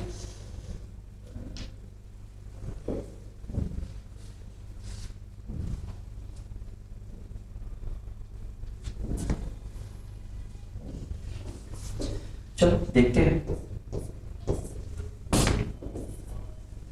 इसका कोई ग्राफ है, मैंने मान लिया ये है, स्ट्रेट लाइन बनता है, मान लिया।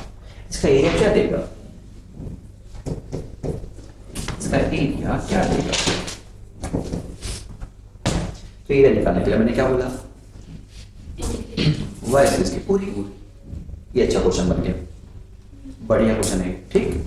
y एक्सिस की पूरी वैल्यू वो कितनी है बच्चों, और x एक्सिस की छोटी वैल्यू का क्या, ये dv क्या होता है,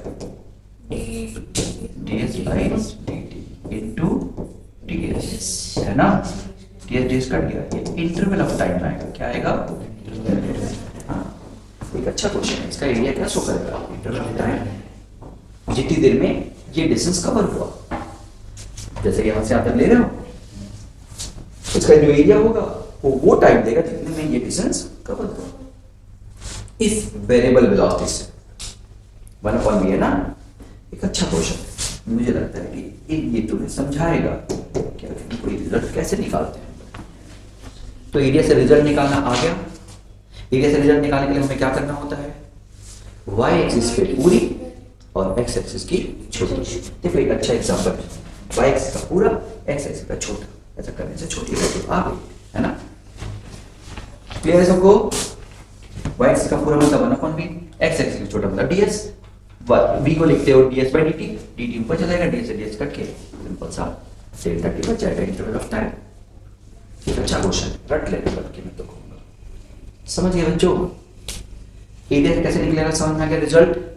तो एक होता है एरिया से रिजल्ट निकालना, और दूसरा होता है उसके रिजल्ट से रिजल्ट निकालना, एरिया के रिजल्ट से रिजल्ट निकालना। स्लोप में भी हमने क्या था, यही देखा था, स्लोप निकालना सीखा था, और स्लोप से क्या रिजल्ट है वो देखा था, कि पहले स्लोप कम है फिर ज्यादा है फिर कम, मतलब पहले ज्यादा है फिर कम है फिर और कम है। तो ये स्लोप निकाल के रिजल्ट, तो पहले हमने स्लोप क्या होता है, फिर स्लोप कितना होता है, फिर स्लोप से स्लोप निकालते कैसे हैं, कोई भी ग्राफ दे रखा हो तो, और फिर स्लोप से रिजल्ट क्या होता है, यही स्टेप फॉलो किया ना। तो वही चीज यहाँ पे भी है कि एरिया पहले निकालते कैसे हैं, दूसरा एरिया क्या देता है। सही है, एरिया निकालने के लिए वाई को पूरा और एक्स को छोटा कर दिया है ना, उससे क्या मिलता है इंटीग्रेट करके हमें पता चल जाएगा क्या मिलता है। दूसरा तीसरा एरिया से रिजल्ट कैसे निकाला जाता है, तो वो तीसरा क्वेश्चन है, वो अच्छा क्वेश्चन बनता है। रिजल्ट फ्रॉम एरिया,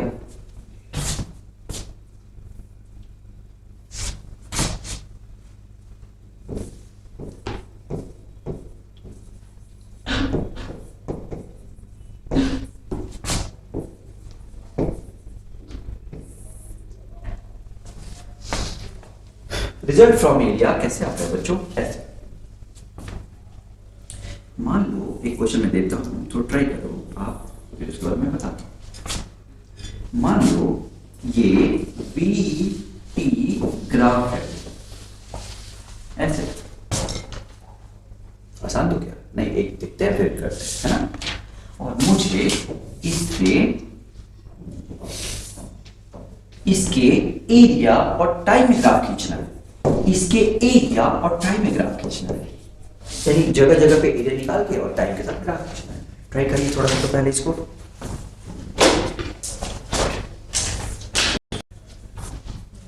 देखते हैं। हाँ, एरिया निकालने का सही है, एरिया निकालने का सही, एरिया निकालने का तरीका ये है, कभी भी थोड़ा रिस्क मत लेना, इसमें गड़बड़ हो जाता है टीचरों से भी। सही है, हमेशा बराबर टुकड़ों में बांटो, हमेशा क्या करो, बराबर टुकड़ों में बांट दो, कोई टाइम नहीं लगेगा, बस जल्दी जल्दी बांटो।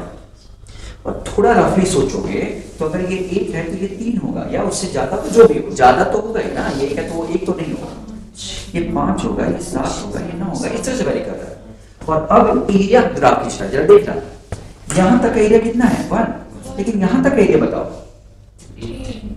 फिर से बताओ, यहां तक का एरिया बोल रहा हूं, हाँ 4, यहां तक एरिया 1 है, ठीक है ओके, लेकिन यहां तक एरिया कितना है 4, यहां तक एरिया कितना है 9, ऐड होगा ना ऐसे।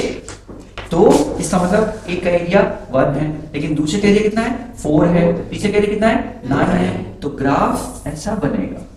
समझना, यही करना है ग्राफ बनाने के लिए, बराबर टुकड़ों में बांटो और फिर जोड़ते जाओ। याद रहेगा, याद रहेगा बच्चों, लापरवाही नहीं करना, नहीं तो कचरा हो जाएगा, गलत होता है बच्चों से।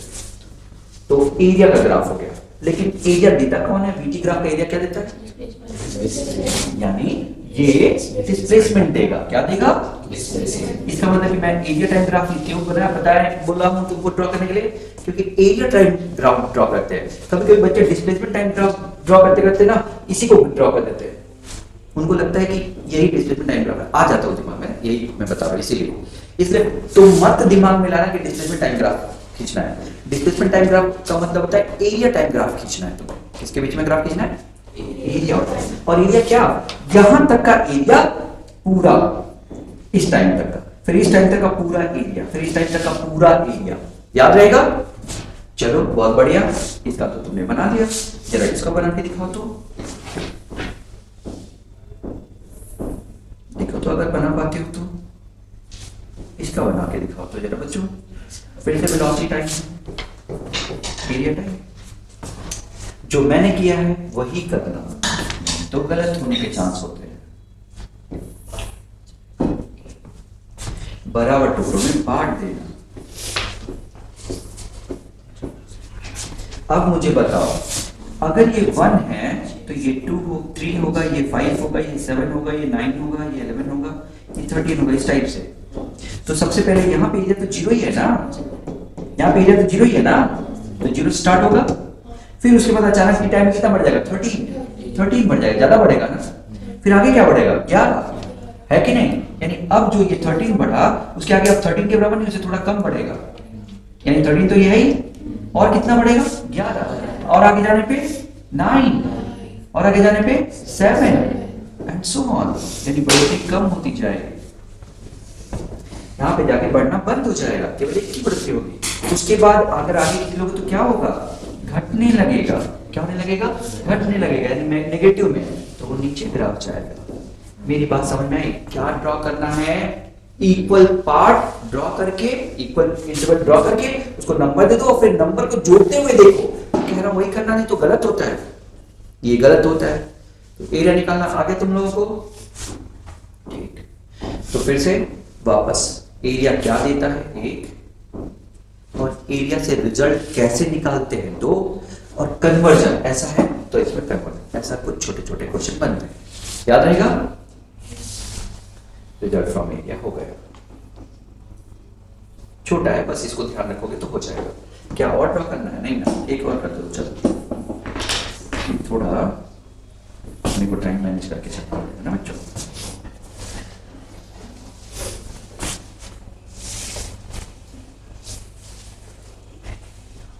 देखे तो ये 80 ग्राफ है और मुझे इसका VT ग्राफ चाहिए। चलो तो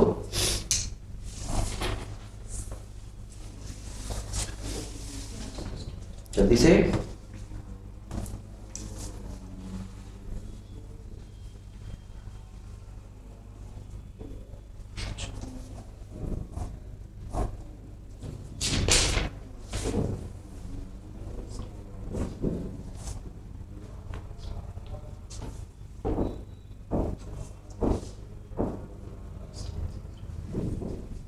तो स्टेप फॉलो कर रहे हो मेरा वाला?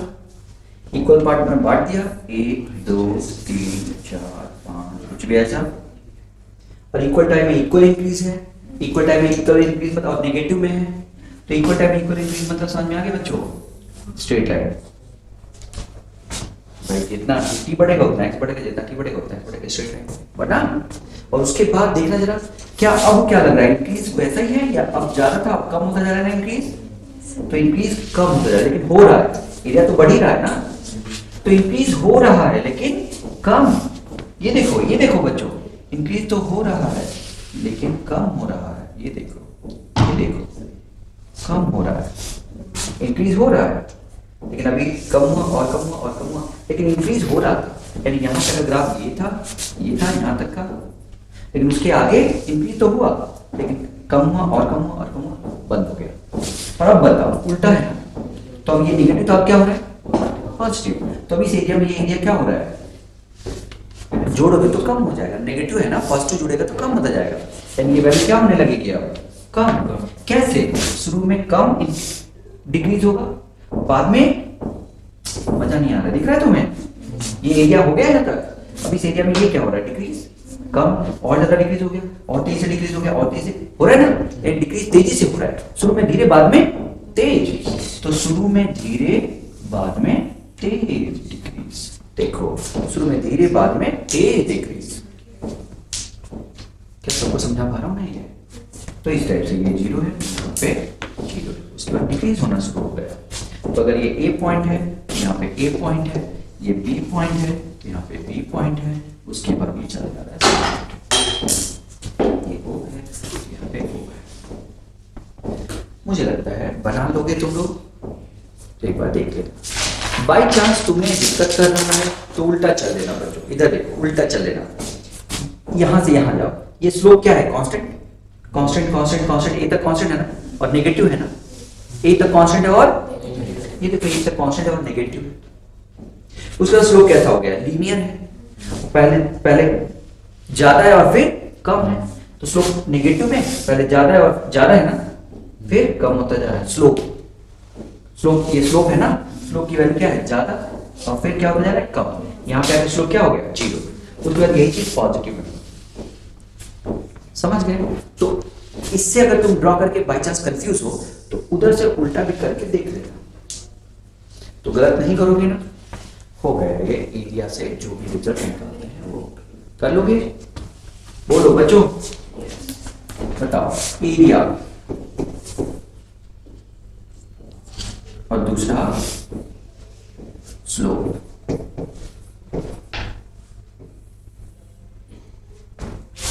ST ग्राफ, एरिया कुछ नहीं और स्लोप वेलोसिटी देता है ना। अच्छा, PT ग्राफ, क्या एरिया क्या होता है? डिस्प्लेसमेंट डिस्प्लेसमेंट या चेंज इन पोजीशन कह सकते हो, चेंज इन पोजीशन। और एरिया क्या देता है? स्लोप क्या देता है? एसएटी ग्राफ का change in velocity, change in velocity देता है। और ये क्या देता है? कुछ नहीं, जैसे जर्क कहते हैं, लेकिन अपने कोर्स में नहीं है। ठीक है, तो तुम समझते हो कि ये हो जाएगा, है ना? बताओ, काइनेटिक एनर्जी और डिस्प्लेसमेंट ग्राफ का एरिया क्या देगा? कुछ नहीं, स्लोप देगा फोर्स। क्या देगा? फोर्स, माइनस साइन फोर्स या फोर्स होता है। समझ गए? अच्छा, काइनेटिक एनर्जी और डिस्प्लेसमेंट का इस तरह से कुछ भी, अभी हमने जैसे देखा वीएस ग्राफ का एरिया कुछ नहीं दे रहा था, है ना? स्लोप क्या दे रहा था वीएस ग्राफ का? एक्सेलरेशन पर वेलोसिटी एक्सेलरेशन अपॉन वेलोसिटी दे रहा था ना। फिर हमने देखा वी स्क्वायर एस ग्राफ का, हाँ, एरिया तो कुछ नहीं दे रहा था, लेकिन ये क्या दे रहा था? 2a, है ना? अच्छा, 1/v, सॉरी,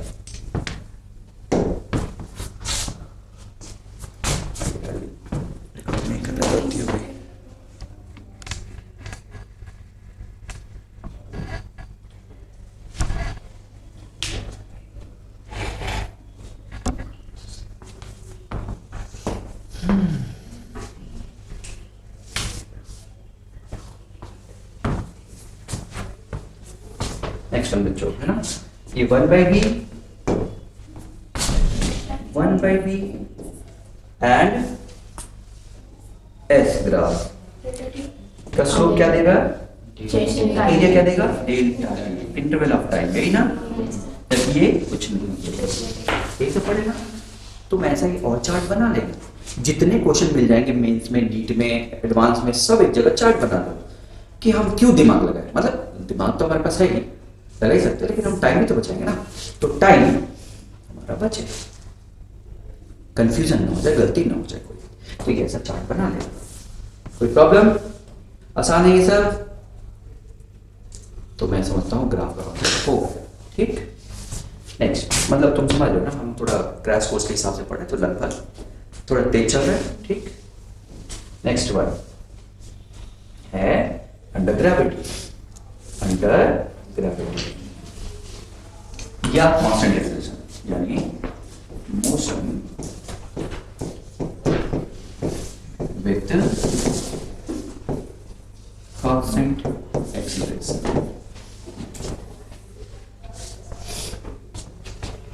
तो मोशन विथ कांस्टेंट एक्सेलरेशन में फिर से वही बात आती है कि हमारे पास क्वांटिटीज कौन है? टी है, एस है, यू भी है, वी भी है और ए भी है। अब सही।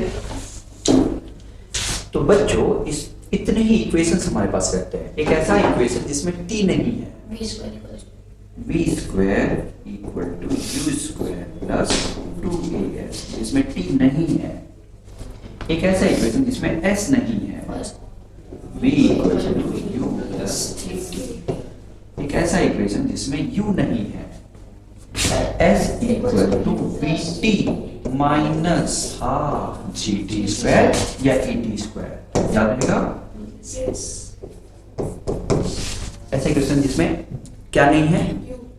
u नहीं, इनिशियल वेलोसिटी नहीं चाहिए। तो इनिशियल वेलोसिटी से टोटल डिस्टेंस निकाल सकते हो टी टाइम में कितना चला, या फाइनल वेलोसिटी से भी टोटल डिस्टेंस निकाल सकते हो टी टाइम में कितना चल के आया होगा। That is this distance. Final velocity पता है, तो टी टाइम में कितना डिस्टेंस चल के आया होगा, दैट डिस्टेंस इज दिस। ये v है, तो इनिशियल वेलोसिटी अगर v नहीं है ना, v नहीं है, तो इनिशियल वेलोसिटी u में, u से चलते हुए a एक्सेलरेशन चलते हुए t टाइम में कितना डिस्टेंस चल के आया होगा, कितना डिस्टेंस चलेगा। ये क्या है? कितना डिस्टेंस चलेगा। तो v नहीं है, तो s इक्वल टू क्या? ut plus half at square. t time में इतना डिस्टेंस चलेगा, और ये t टाइम में अगर फाइनल वेलोसिटी v है तो इतना डिस्टेंस चल के आया होगा t टाइम में। समझे? टी टाइम में इतना डिस्टेंस या डिस्प्लेसमेंट, एक्चुअल डिस्प्लेस नहीं है, डिस्प्लेसमेंट है वो, है ना, डिस्प्लेसमेंट हुआ होगा, ठीक। और ये तुम्हें समझ में आ गया। एक ऐसा क्वेश्चन इसमें एक्सेलेरेशन नहीं है, सबसे ज्यादा बच्चे मुझसे पूछते हैं और सबसे आसान है। Distance equal to v plus u by 2 into T, समझे क्या?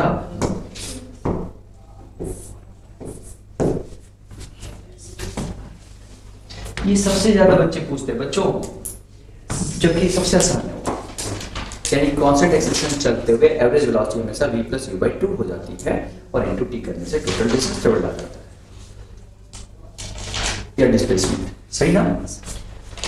पहला पॉइंट याद रहे, ये सारे इक्वेशंस वेक्टर फॉर्म में भी ला सकते हैं, यानी 2D में भी ला सकते हैं। तो यहीं पे मैं बता दूं कि v वेक्टर का square equal to u vector का स्क्वायर, जो कि वेक्टर का स्क्वायर करने से वही आ जाएगा, plus 2a vector into s vector, ये डॉट प्रोडक्ट है,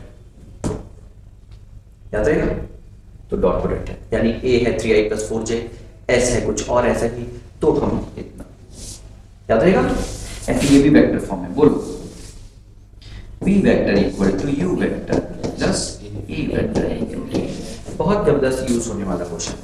ऐसे बोलता है कि किसी टाइम पे पार्टिकल x डायरेक्शन में 3 मीटर पर सेकंड से जा रहा था और एक्सेलरेशन y डायरेक्शन में 4 मीटर पर सेकंड स्क्वायर है, तो बताओ 2 सेकंड के बाद उसकी वेलोसिटी कितनी होगी? तो 3i है u, 4j है a, टाइम 3 देके वेलोसिटी आ जाएगा वेक्टर फॉर्म में, इतना i प्लस इतना j टाइप का मॉड निकाल के वेलोसिटी आ जाएगी, डायरेक्शन निकाल के v बाई अपॉन vx आ जाएगा। लेकिन ये अच्छा क्वेश्चन बनता है। तो ये सारे इक्वेशंस किस में यूज होते हैं? वेक्टर में भी, 2D में, याद रहेगा? सब इक्वेशंस वेक्टर फॉर्म में। तो लिखूं क्या है, फिर हो गया s equal to vt minus half a t square, सही ना? तो मैं समझता हूँ बाकी लिख लोगे, तुम लिख लोगे ना? शर्त ये है कि ये कांस्टेंट एक्सेलरेशन के लिए है, केवल याद रखना है, किसके लिए है? Constant acceleration, clear? अब इस चैप्टर में छोटे छोटे पॉइंट्स कौन से हैं? तो देखो बच्चों, अगर मैं एक पार्टिकल को u वेलोसिटी से ऊपर फेंकता हूं तो कितने टाइम तक जाएगा? यहां पे पहुंचने का टाइम हो जाएगा u बाई g, और फिर वहां से वापस आएगा ना, बोलो? Yes sir. तो वापस आने का टाइम कितना होगा? u बाई g टाइम होगा आने का ना, आएगा कि नहीं? Yes. Total time of flight कितना हो जाएगा? u by 2u by g।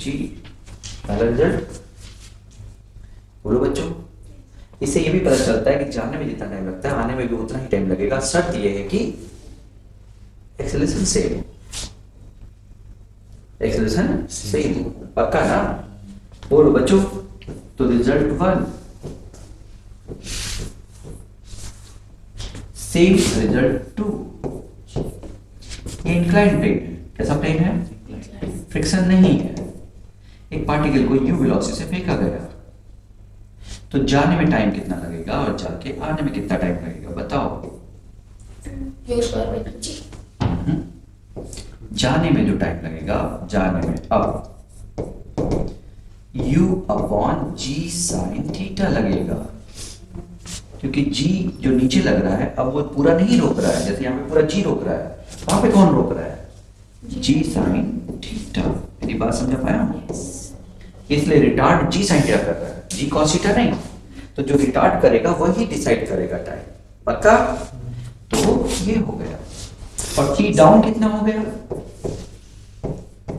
वो भी सेम, क्या सेम ही है ना? एक्सलेट हो रहा है, जैसे ये एक्सलेट g कर रहा है, तो कितना होगा बच्चों? u upon g sine theta, आने का भी। तो टोटल टाइम कितना लगेगा? हाँ, टोटल टाइम लगेगा 2u upon g sine theta, याद रहेगा? इवन R2 है ये, R3। इवन पार्टिकल को मैं h हाइट से फेंक रहा हूं, ठीक है, लेकिन हॉरिजॉन्टली फेंक रहा हूं।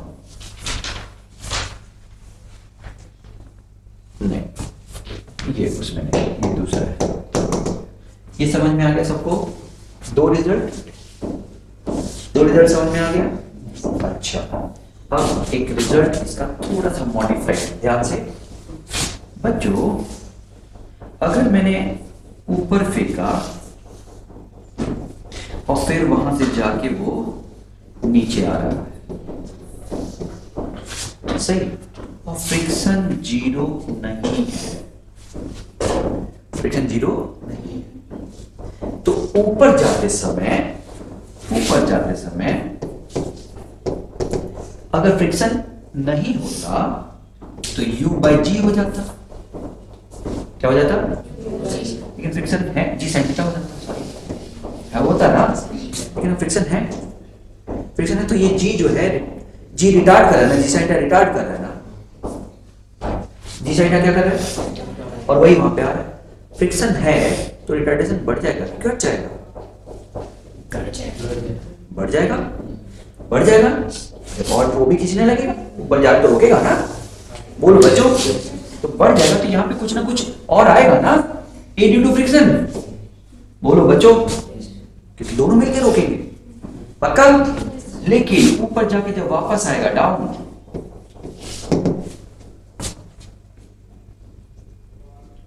ऊपर जाके नीचे आएगा, तब क्या होगा? क्या ये टाइम समझ में आया? नीचे आएगा तो एक प्रॉब्लम हो जाएगी, वेलोसिटी सेम नहीं रहेगी, इसलिए u अपॉन नहीं कर सकते अब, क्योंकि अब आते जाके आने में एनर्जी लॉस हो जाएगी, तो सेम वेलोसिटी तो नहीं होगी। तो इसको हम डायरेक्ट अब u अपॉन जी साइन थीटा माइनस ए फ्रिक्शन नहीं कर सकते हैं, याद रहेगा। फिर ऐसे में हम क्या सेम है दोनों में, जाके आने में अब u तो सेम नहीं रहा और g तो बदल रहा था, तो सेम क्या है जाके आने में?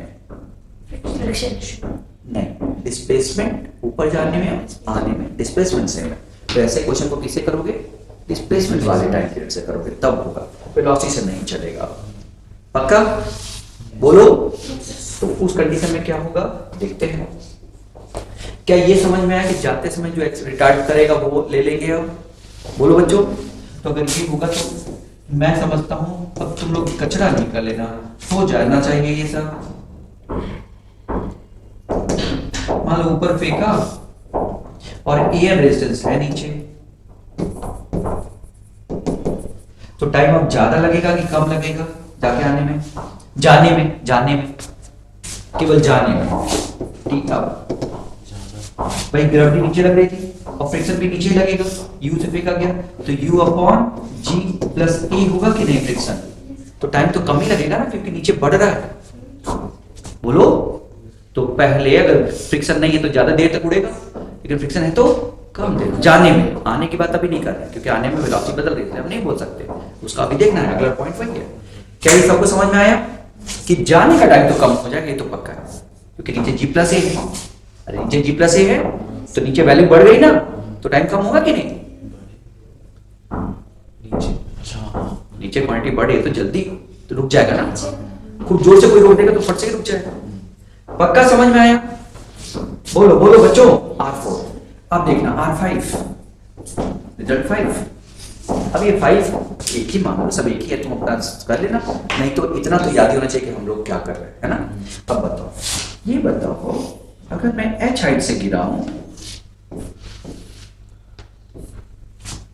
h हाइट से गिरा हूं, यहां से ड्रॉप करो, तो यहां तक पहुंचने में s equal to ut plus half it square, और u 0 है तो उसे t की वैल्यू निकालोगे, t डाउन की, तो वो आएगा 2h अपॉन जी, यस, अंडर रूट आएगा, टाइम फ्लाइट कितना आएगा?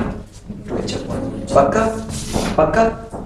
अच्छा R5, R6 बताना बच्चों, रिजल्ट 6। ये बताओ अगर तो ऐसा गिरा तो इधर कुछ वेलोसिटी u हो गई, मैं आंसर u से नहीं चाहिए लेकिन u हो गई ना, बोलो बोलो।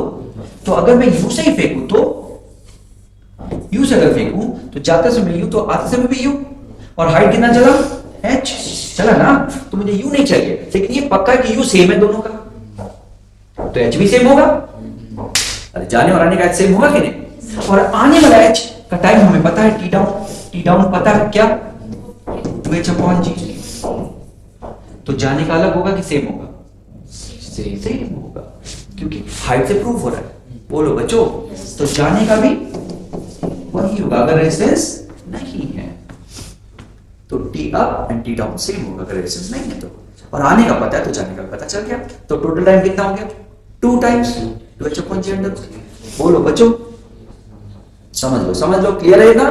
लेकिन ये तब है, ये कैसे रिजल्ट निकला जब इनिशियल वेलोसिटी क्या हो 0 हो, नहीं तो ये रिजल्ट नहीं है, फेक अप तो नहीं रिजल्ट है ये इनिशियल वेलोसिटी 0 के लिए रिजल्ट है। इसमें भी देखो जाने का आखिरी में जाके 0 हो रहा है और आने का भी इनिशियल 0 है, तो इसलिए सेम हो रहा है। बोलो समझे कि नहीं? आराम से देख लो मैंने कैसे लॉजिक लगाया।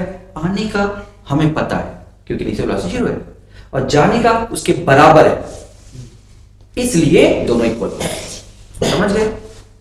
बोलो आराम से। अब बताना, तो इससे बताओ अगर फ्रिक्शन है तो क्या होगा।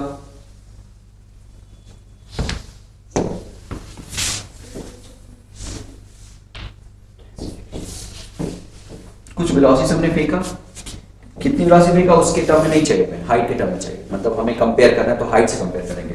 R7 इंपॉर्टेंट है, ये वेरी इंपॉर्टेंट है। अब बताओ, और फ्रिक्शन 0 नहीं है,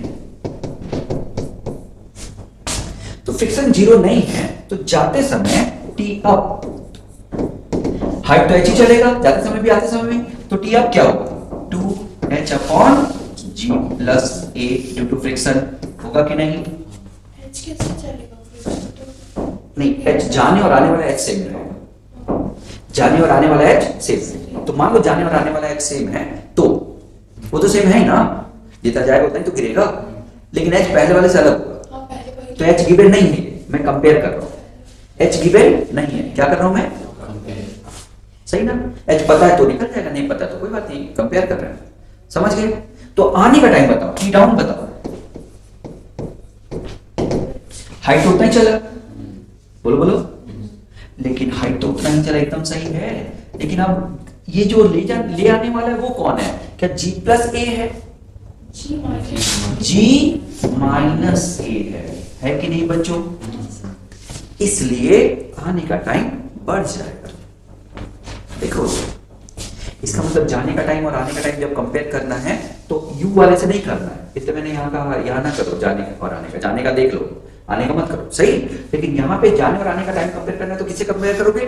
h से कंपेयर करना है, h की वैल्यू नहीं करना है, h से कंपेयर करना है, यानी h कॉमन रहेगा तो कंपेयर करना आसान हो जाएगा। पक्का ना? यहाँ पे साफ साफ दिख रहा है T up will be less than t down, इसका मतलब जाने और आने का टाइम अलग रहेगा और जाने का कम रहेगा, आने का दे रहेगा। तो ये जाते समय तेजी से रोक दिया और आते समय वही क्या कह रहा है? ना जा। जाते समय क्या कह रहा है? ना जा। तो दोनों मिलके कह रहे हैं ना जा, आते समय ग्रेविटी कह रही है आ जा और वो कह रहा है ना जा, इसलिए टाइम ज्यादा लगा। कुछ समझ आया हूँ? तो इस टाइप से जितने भी क्वेश्चन इस टाइप के छोटे बन के हो जाएगा। इसको हमने क्या नाम दिया था बच्चों? जबरदस्त फॉर्मूला। क्या नाम दिया था? हाँ, ये जबरदस्त फॉर्मूला है, तो अब ये याद रखिए ना, बहुत जगह काम आता है जबरदस्त फॉर्मूला। तो अब रट डालो, एक पत्थर को मैंने फेंका और वो h हाइट तक गया, तो टाइम ऑफ फ्लाइट जाने का होगा 2h/g और आने का भी यही होगा t2h/g। और एक्चुअल फॉर्मूला ये वाला हमने निकाला, ये उसके बराबर है, इसलिए इससे रिजल्ट निकाला। समझे क्या? एक्चुअल फॉर्मूला ये पता है कैसे, s = ud + ½ स्क्वायर लगा दो, लेकिन जितना आने का होता है उतना ही अगर फ्रिक्शन नहीं है, इसलिए हमने दोनों को इक्वेट कर दिया। कोई दिक्कत? यानी एक्चुअल रिजल्ट कौन सा निकाला हमने? ये वाला एक्चुअल रिजल्ट ये निकाला। मेरी भाषा में एक्चुअल रिजल्ट ये निकाला, ये नहीं, ये उससे कंक्लूजन निकाला कि जितना आने का टाइम है उतना ही जाने का, इसलिए वो भी निकाल सकते हो तुम चाहो तो, मैं कह रहा हूं रटने के लिए कि ऐसे ही करना, टाइम बचेगा। समझ गए? 2h/g यहाँ पे क्यों यूज हो रहा है? ये तो फेक रहा है ना। आने का मैं तब से जो बोल रहा हूँ सुन नहीं रही। ऊपर से गिरा है h हाइट तक, तो कितना डिस्टेंस चलेगा? h कितना चलेगा? तो 2h/g आने का टाइम होगा, आने का डाउन। लेकिन अंडर ग्रेविटी जितना आने का होता है उतना ही जाने का इसलिए अप के बराबर है। यानी डाउन से आसानी से निकाल दिए और उसको अप के बराबर कर दिए, फिर दोनों इक्वल होता है। लेकिन ये कहाँ इक्वल नहीं होता? ये रेजिस्टेंस। तब फिर अलग अलग दोनों को देखोगे तो अलग देखोगे तो कॉमन हो जाएगा, कंपेयर करना आसान है, क्योंकि जी बदल के जी प्लस और जी माइनस हो जाएगा। इसलिए ये क्वेश्चन बढ़िया है। तो फिर से मैं क्या बोल रहा हूं, हमने आने का टाइम निकाला है ना, लेकिन इफ फ्रिक्शन क्या है? 0, वही देन वही जाने का टाइम होगा, इसलिए हमने उसके बराबर कर दिया। याद रहेगा, प्रूफ भी कर सकते हो, लेकिन ये डायरेक्ट रिजल्ट निकालो। यानी फ्रिक्शन नहीं है, यानी जाते समय रिटार्डेशन, आते समय एक्सेलरेशन के बराबर है, तो दोनों इक्वल होंगे, नहीं तो नहीं होंगे। कोई प्रॉब्लम हो गया? ये एक बढ़िया फॉर्मूला, सही ना? तो एक्चुअल में फिर से यानी अगर h हाइट से मैंने गिराया और इनिशियल वेलोसिटी क्या है? 0, तो टाइम आएगा 2h upon g under root. इसको हमने क्या कहा? जबरदस्त फॉर्मूला, इसको कहा है हमने। मेरी बात समझ में? फेंकने को नहीं, आने को, है ना? बोलो बच्चों, ये जबरदस्त फॉर्मूला है। और इसकी कंडीशन क्या है? याद रहे u 0 है बच्चों, याद रहे u 0 है, तब है u 0 है, तब u 0 नहीं तो नहीं होगा, पक्का? अब ये क्वेश्चन बहुत आता है। अगला h हाइट से मैंने फेंका, कितने हाइट से फेंका? अंडर ग्रेविटी, तो h/2 सेकेंड जो हाफ है उसको चलने में कितना टाइम लगेगा? Time taken to cross second half distance, that is h/2। बात if first या total time taken is, if total time taken is capital, ये बहुत इंपॉर्टेंट क्वेश्चन है, याद रखना। ये रेफरेंस क्वेश्चन है, 10 जगह काम आता है, ध्यान रखना। तो बच्चों ध्यान रखें, हमारे पास जो फॉर्मूला है वो केवल और केवल किसके लिए है? इनिशियल वेलोसिटी जब 0 होती है। तो इसमें जो गिवन है, क्या गिवन है बच्चों? ये कैपिटल डी कौन है? 2h अपॉन g, है कि नहीं? ये गिवन है ना।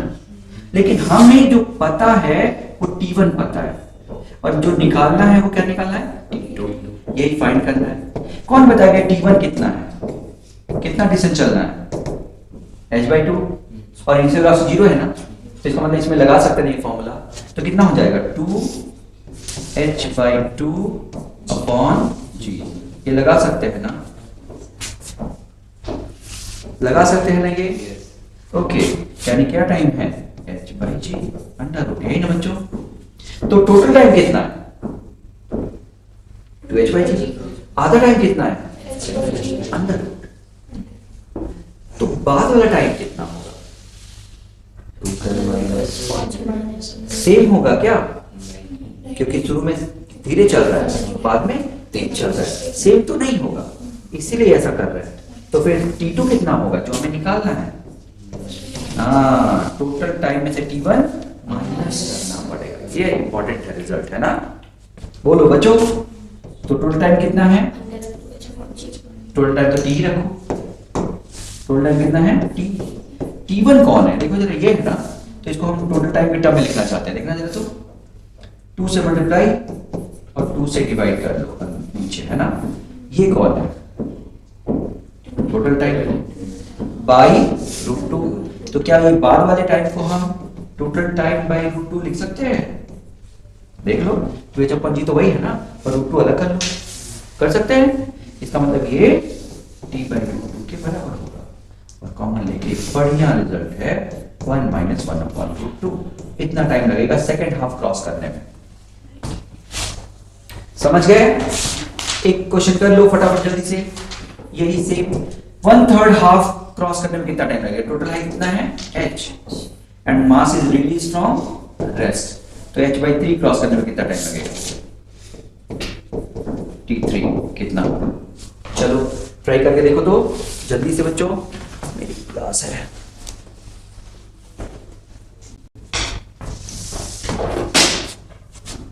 याद नहीं आ रहा कि क्वेश्चन कब किया था?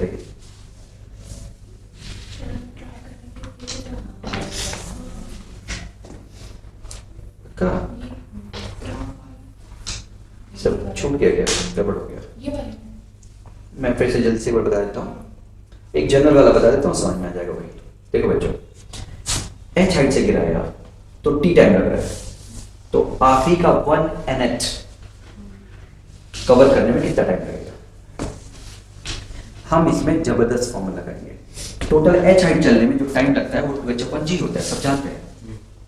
तो अब आखिरी वाला जो चल रहा है उसको छोड़ दो, बाकी जो बचा है वो चलने में कितना टाइम लगेगा वो निकालो। तो h डिस्टेंस में से h/n छोड़ दो, तो जो बच गया वो कितना हो गया? n-1 h/n। इतना डिस्टेंस चल रहा है, तो इतना डिस्टेंस, और इनिशियली रेस्ट से चल रहा है, तो 2h/g जिसमें h नया वाला आ जाएगा, तो ये टाइम लगेगा। तो पूरा चलने में जो टाइम लगा वो 2h/g, अब इतना चलने में जो टाइम लगा वो ये लगा, पूरे टाइम में से इतना वाला टाइम माइनस कर दो तो लास्ट वाला टाइम पता चल जाएगा, और वो आया ये इंपॉर्टेंट रिजल्ट है ना। और वो रिजल्ट रट डालने वाली चीज है। क्या रखने वाली चीज है? यानी टोटल टाइम ब्रैकेट में 1 माइनस n टुकड़ा जो किया, अगर 10 टुकड़े किए तो 10/9, 8 टुकड़े किए तो 8/7 अंडर के अंदर। इतना आसान है। 2 टुकड़े किए यानी दूसरे टुकड़े की बोल रहे हैं, पूरे हाइट का 2 टुकड़ा किया और सेकंड हाफ का पूछ रहे हैं, तो नीचे कितना आएगा 2, ऊपर कितना आएगा 1, तो 1/√2 काम खत्म, 1 माइनस 1/√2। समझे? 3 टुकड़ा किया और 1/3 का पूछ रहा है, तो कितने टुकड़े किए? 3, 1/3 का पूछ रहा है, तो ऊपर कितना आएगा 2/3 अंडर रूट। मेरी बात समझ में? तो ये जबरदस्त फॉर्मूला याद रखना है, जबरदस्त में जबरदस्त फॉर्मूला, ठीक, बल्कि उस जबरदस्त से अच्छा जबरदस्त, मतलब क्वेश्चन बेसिस पे। एक क्वेश्चन ये बढ़िया होता है और बहुत पूछा जाता है, तो ये डेरिवेशन एक थोड़ा बड़ा है, मेरे नोट्स में है, नोट्स देख लेना आप लोग, डायरेक्ट याद कर लो। एक पार्टिकल को मैंने u वेलोसिटी से नीचे फेंका, एक पार्टिकल को u वेलोसिटी से ऊपर फेंका, और एक पार्टिकल को u वेलोसिटी से हॉरिजॉन्टल फेंका, या जस्ट छोड़ दिया, दोनों एक ही, क्योंकि हॉरिजॉन्टल फेंकोगे तो वर्टिकल तो नहीं थी ना, वर्टिकल वेलोसिटी 0 थी ना। जो वर्टिकल वेलोसिटी 0 थी यानी हॉरिजॉन्टल फेंका, उसका तो 2h/g आता है, तुम जानते हो, अंडर रूट आता है ना, लेकिन इन दोनों का कुछ अलग आता है। जो भी आता है, इसका टाइम उसका टाइम ऑफ फ्लाइट और इसका टाइम फ्लाइट में ये रिलेशन है, यानी इसका टाइम इनटू इसका टाइम इक्वल टू इसके टाइम का स्क्वायर। प्रूव कर सकते हो, आसान है, ठीक, थोड़ा लेंदी होता है लेकिन टफ नहीं, लेंदी है बस। क्लियर? ये क्वेश्चन अगला टाइप है, ये टाइप है अगला। क्या? मान लो बच्चों ये कुछ ऐसा क्वेश्चन करता है, मैंने कहा इसमें 2 टाइप, कैसे? u से u/n हो जाता है, u से u/n हो जाता है, कितने टाइम में? t टाइम में। कितने टाइम में? या t1 टाइम में। तो u/n से 0 हो जाएगा कितने टाइम में? क्वेश्चन समझ में आया? बोलो बच्चों। u से u/n हो जाती है वेलोसिटी t टाइम में, t1 टाइम में, सही है? तो u/n से जो बच गया u/n उससे 0 हो जाएगी, रुक जाएगी कितने टाइम में? फर्दर और कितना आगे जाके रुक जाएगी, ऐसा। u से टाइम नहीं, डिस्टेंस, टाइम नहीं, क्या डिस्टेंस। u से u/n होता है s डिस्टेंस में या s1 डिस्टेंस में, तो u/n से 0 हो जाएगा कितने डिस्टेंस में? समझ गए क्वेश्चन? तो देख लो बच्चों, इनिशियल वेलोसिटी u है, फाइनल वेलोसिटी u/n है, तो फाइनल वेलोसिटी कितनी है? u/n equal to initial velocity कितनी है? -2a s1 है ना, ये है कि नहीं? बोलो बोलो। इससे तुम्हें s1 कितना आ गया बच्चों? S1 ये देखो यूज कर कॉमन ले लो, कॉमन लोगे ना, बचेगा क्या 1 बाई एन स्क्वायर बाई नहीं एन स्क्वायर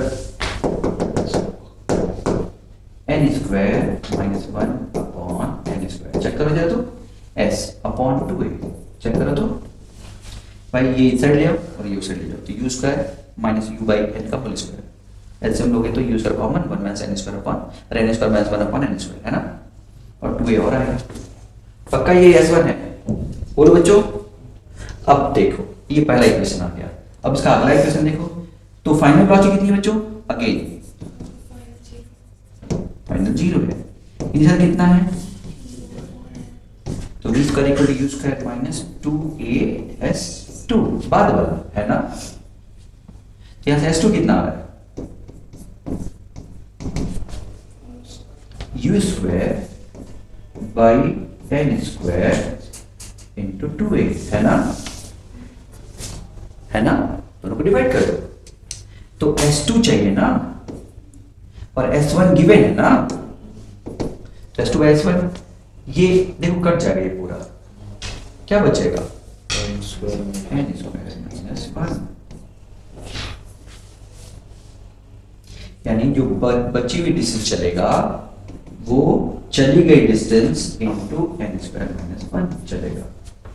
सुनना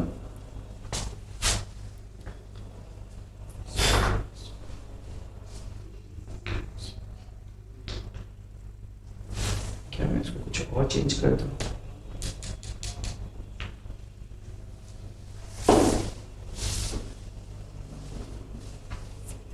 कुछ और,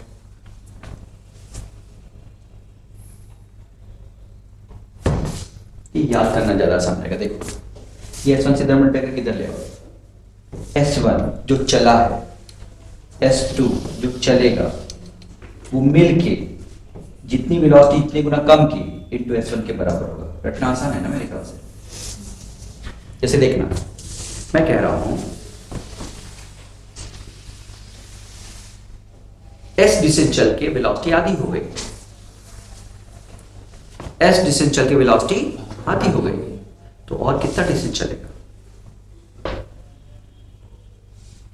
तो S डिस्टेंस चल के वेलोसिटी आधी हो गई, आधी हो गई मतलब n कितना है 2, तो फर्दर कितना डिस्टेंस चलेगा 4 गुना, नहीं टोटल S 4 गुना होगा, टोटल कितना होगा, जिसमें से S1 आधा तो पहले चल चुका था, पहले तो S1 चल चुका था ना, तो S2 कितना हो जाएगा 3, फर्दर 3 और चलेगा। गलत कर दिया क्या, कुछ गलत क्यों आ रहा है, इसका गलत सा फील आ रहा है, एक बार सोचो तो बच्चों,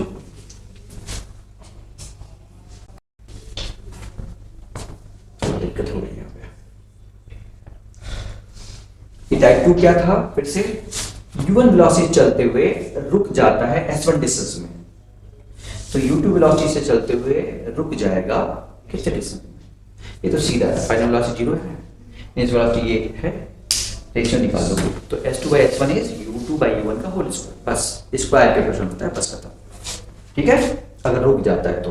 अगला क्वेश्चन बहुत इंपॉर्टेंट है, ये है distance travelled in nth interval, बहुत बढ़िया है topic, distance covered in nth interval, juggler problem, tap problem, पानी गिर रहा है रेगुलर इंटरवल पे, कितना डिस्टेंस दो के बीच में होगा, ये सब इससे बनता है, तो ये distance covered in nth second नहीं है, nth इंटरवल है, और ये याद भी करना बहुत आसान है, ut प्लस हाफ इंटू तो जानते ही हो, बस 2n - 1 और मल्टीप्लाई करना है। तो देखो मान लो 2-2 सेकंड का इंटरवल ले रहे हैं, तो पहले 2 सेकंड में, दूसरे 2 सेकंड में, तीसरे 2 सेकंड में, चौथे 2 सेकंड में, ऐसे अगर पूछे कि कितना डिस्टेंस चलेगा, तो पांचवें 2 सेकंड में कितना डिस्टेंस चलेगा, तो पांचवें 2 सेकंड में यानी t कितना 2, और पांचवें मतलब की वैल्यू क्या 5, पक्का। तो अगर एक क्वेश्चन आता है कि फिफ्थ हाफ सेकंड में चली गई डिस्टेंस, फिफ्थ हाफ सेकंड यानी इंटरवल कितने का है, हाफ सेकंड, तो फिफ्थ हाफ सेकंड मतलब पहला हाफ सेकंड, दूसरा half second, third, fourth, fifth half second, fifth half second, तो फिफ्थ हाफ सेकंड मतलब t की वैल्यू कितनी लेनी, हाफ, और फिफ्थ, समझ गए। तो जो अच्छा क्वेश्चन बनता है, ये इंपॉर्टेंट है, अगेन ध्यान से अगर याद रखोगे तो कम बन जाएगा। हाँ, t की वैल्यू 1 रखोगे तो distance covered in nth second आ जाएगा, वो u plus half a 2t - 1 यानी इसी में for t equal to 1 second, यानी इंटरवल कितने का हो, 1 सेकेंड का। तो distance covered in N second, distance covered in N second will be u, t तो 1 हो जाएगा, plus half a t again 1 हो जाएगा, 12 माइनस 1। ये डिस्टेंस कवर्ड इन सेकेंड। पक्का हो जाएगा बच्चों। ये बहुत इंपॉर्टेंट क्वेश्चन है, जगलर प्रॉब्लम, टैप प्रॉब्लम वो इंपॉर्टेंट है ना। देखो एक छोटा सा और, आराम से, थोड़ा ज्यादा हो रहा होगा मुझे पता है, लेकिन फिर टाइम नहीं मिलेगा, दिक्कत ये है। ये एक ट्रेन है, ये ट्रेन इस पोल को क्रॉस करती है, इस पोल को क्या करती है, क्रॉस। तो जब इनिशियली कितने से जाती है, u1 से, और जब पूरा क्रॉस कर चुकी होती है, यानी उसका पिछला पहिया, अरे पिछला डब्बा उसको क्रॉस करता है कितने से, u2 से। कितने से क्रॉस करता है, u2 से। ये u2 से क्रॉस करता है जब ये पूरी ट्रेन चली जाती है तो, सही। यानी इंजन कितने से क्रॉस करता है, और ये लास्ट जो पहिया है ये यहां पे आ जाता है लास्ट, अरे डब्बा वो किससे क्रॉस करता है, u2 से। तो मिड पॉइंट, ये जो मिड है, mid point will cross bye u1 का स्क्वायर प्लस u2 का स्क्वायर बाय 2 से, इससे क्रॉस करेगा। रटा, इस वेलोसिटी से क्रॉस करेगा। रटा कैसे, ये कितना दूर चल दिया, कितना इसकी लेंथ है,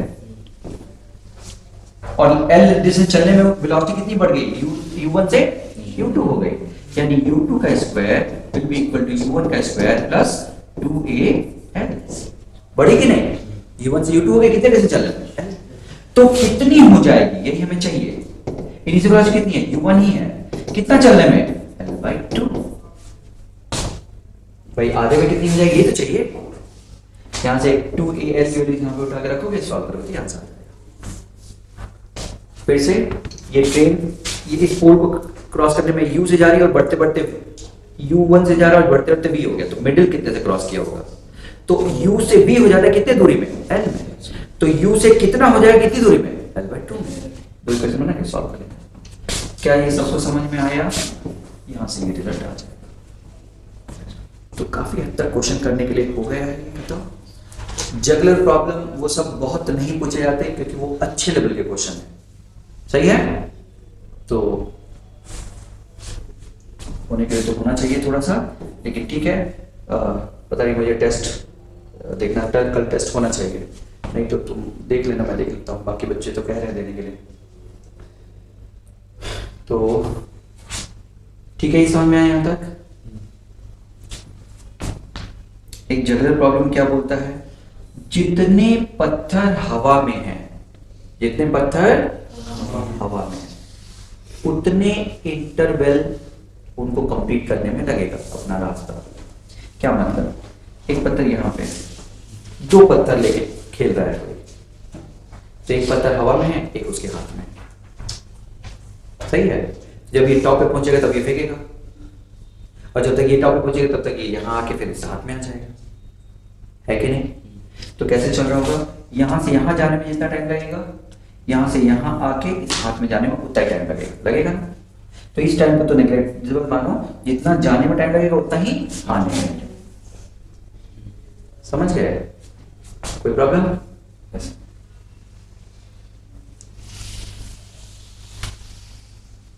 समझ लो। तो कितने पत्थर हवा में है इसमें, है ना, दो दो दो दो, ये और ये दो, हाँ दो,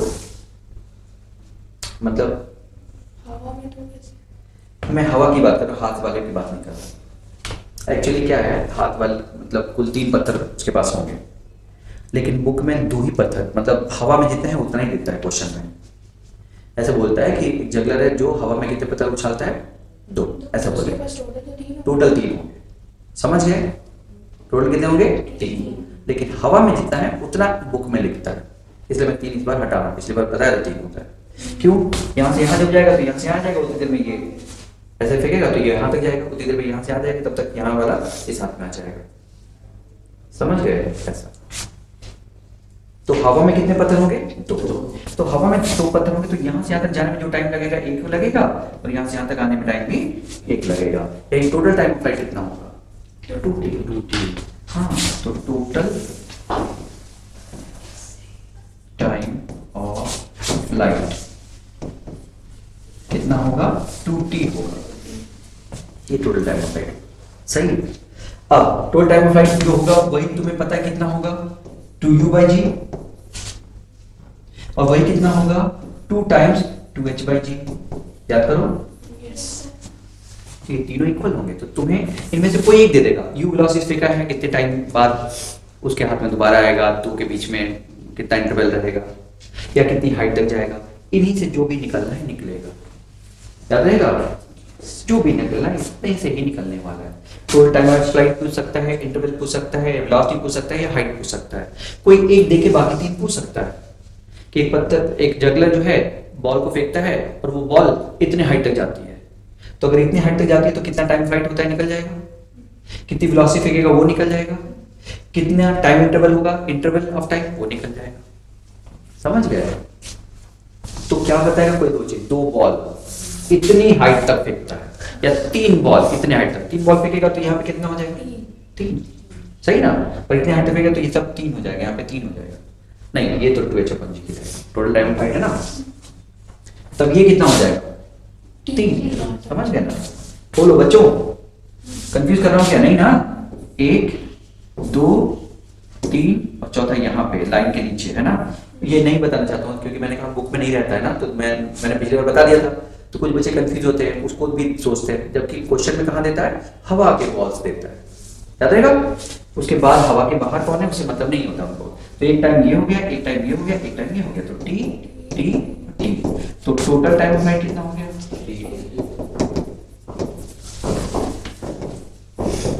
3t हुआ ना। और 3t जो टोटल टाइम फ्लाइट है वो किसके बराबर होगा? 2u/g। और भाई u वेलोसिटी फेंका तो 2u/g के बराबर होगा ना। और यही कितने हाइट तक जाएगा? 2h/g अंडरवुड का डबल जाके h हाइट तक आने में टाइम जो लगेगा यही लगेगा। तो कोई एक चीज दे देगा, टोटल टाइम ऑफ फ्लाइट दे देगा, या इंटरवल ऑफ टाइम दे देगा, ये इंटरवल है, या इनिशियल वेलोसिटी देगा, या हाइट दे देगा। इन्हीं में से कुछ देगा। पक्का? कर लोगे जनरल प्रॉब्लम?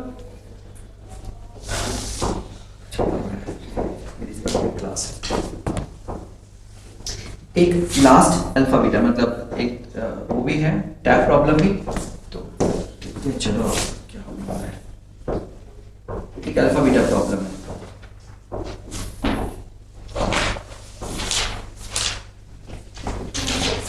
ये बीटी ग्राफ है।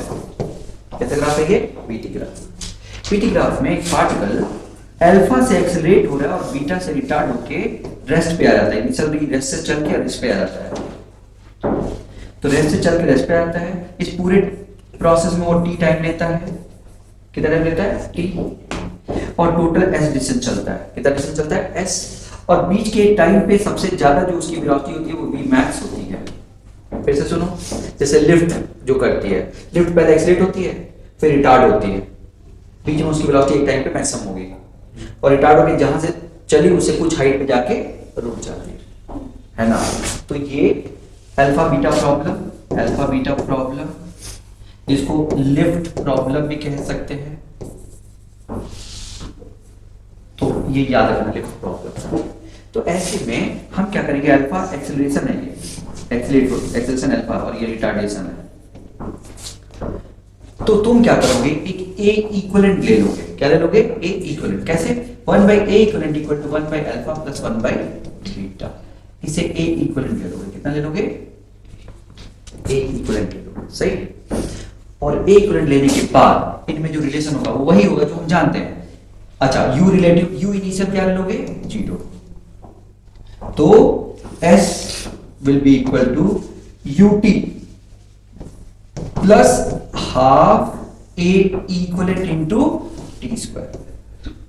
ये टोटल डिस्टेंस, टोटल टाइम, और a जो a इक्विवेलेंट है, ये रिलेशन होगा। v square equal to u square plus 2as। Main initial velocity क्या है? 0। a कौन है? a इक्विवेलेंट है, और v कौन है? v max.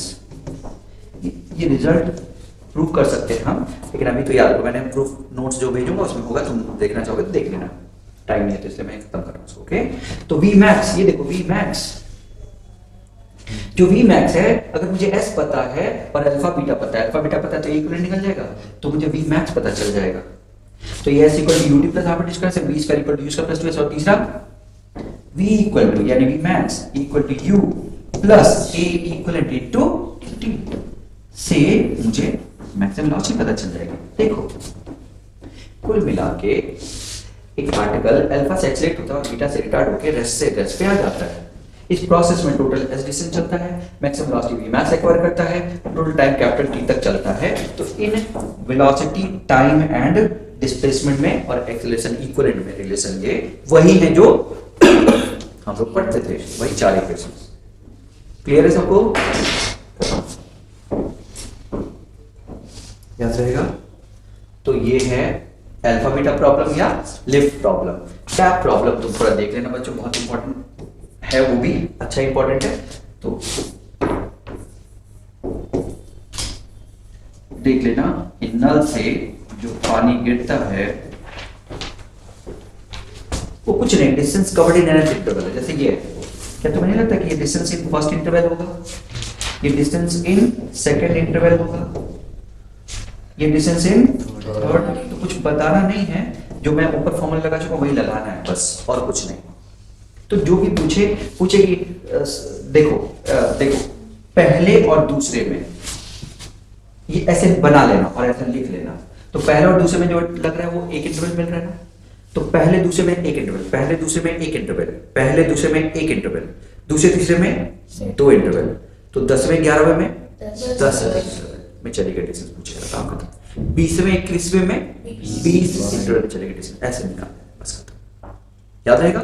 अगर ये काउंट 0 से करेगा तो मान लो इसको 0 करता है, तो फिर 0 और 1 में एक इंटरवल में चलेगा डिस्टेंस। तो इसको अब किसे देखना है? आगे वाले, तो सारा कैलकुलेशन है। 1 और 2 में 2, हाँ सेकंड, क्यों? 0 से काउंट कर रहे हैं ना, तो 10वें और 11वें में 11वें इंटरवल चलेगा। हो गया? कर लोगे? तो काउंटिंग कहां से करनी बस उतना ध्यान रखना, और कुछ नहीं। हो गया? कर लोगे?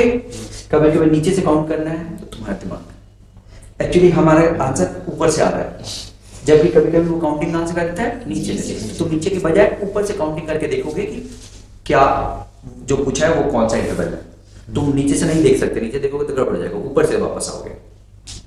याद रहेगा? यानी मान लो 1 2 3 4 5 6, इसको वो 1 कह रहा है, 2 3 4 5 6, ठीक है? और यहां से बोल रहा है कि तीसरे और चौथे में, तो ऊपर से देखो, इसको ये नल है, इसको चलने के लिए कितना टाइम लगा? 1, इसको 2 और इसको 3, तो तीसरे चौथे में मतलब थर्ड इंटरवल में चलेगा डिस्टेंस। ऐसे काउंट करना पड़ेगा, नीचे से काउंट कर रहा है तो तुम्हें तो ऊपर से करना पड़ेगा, क्योंकि तुम्हारे फॉर्मूला तो ऊपर से 0 वेलोसिटी के साथ है ना, डिस्टेंस कवर्ड इन। समझे क्या बच्चों? तो ये थोड़ा दिमाग लगा ना, ये खत्म है ना। तो वैसे तो क्वेश्चन अभी करना है, तो तुम लोग देखो, पढ़ाई कोई मतलब नहीं, हमारे पढ़ाने से थोड़ी होगा, नहीं तो हम तो पढ़ाई 2 दिन में खत्म किया ना चैप्टर, हमारे पढ़ाने से कुछ नहीं। तुम क्वेश्चन आज ही खत्म करके, इसको पूरा खत्म करके, जो नहीं आता पूछ के काम खत्म करो। मेरी बात समझ में? यही तरीका है पढ़ने का। यानी हमने जो क्वेश्चन किया 2 दिन में खत्म करना है, क्रैश कोर्स में थोड़ा जानते हो ज्यादा है, तो उस हिसाब से हम अब इसके बाद क्या होना चाहिए, तुम लग के उसको खत्म करोगे और फिर हमसे पूछो। ओके, आज रहने इतना।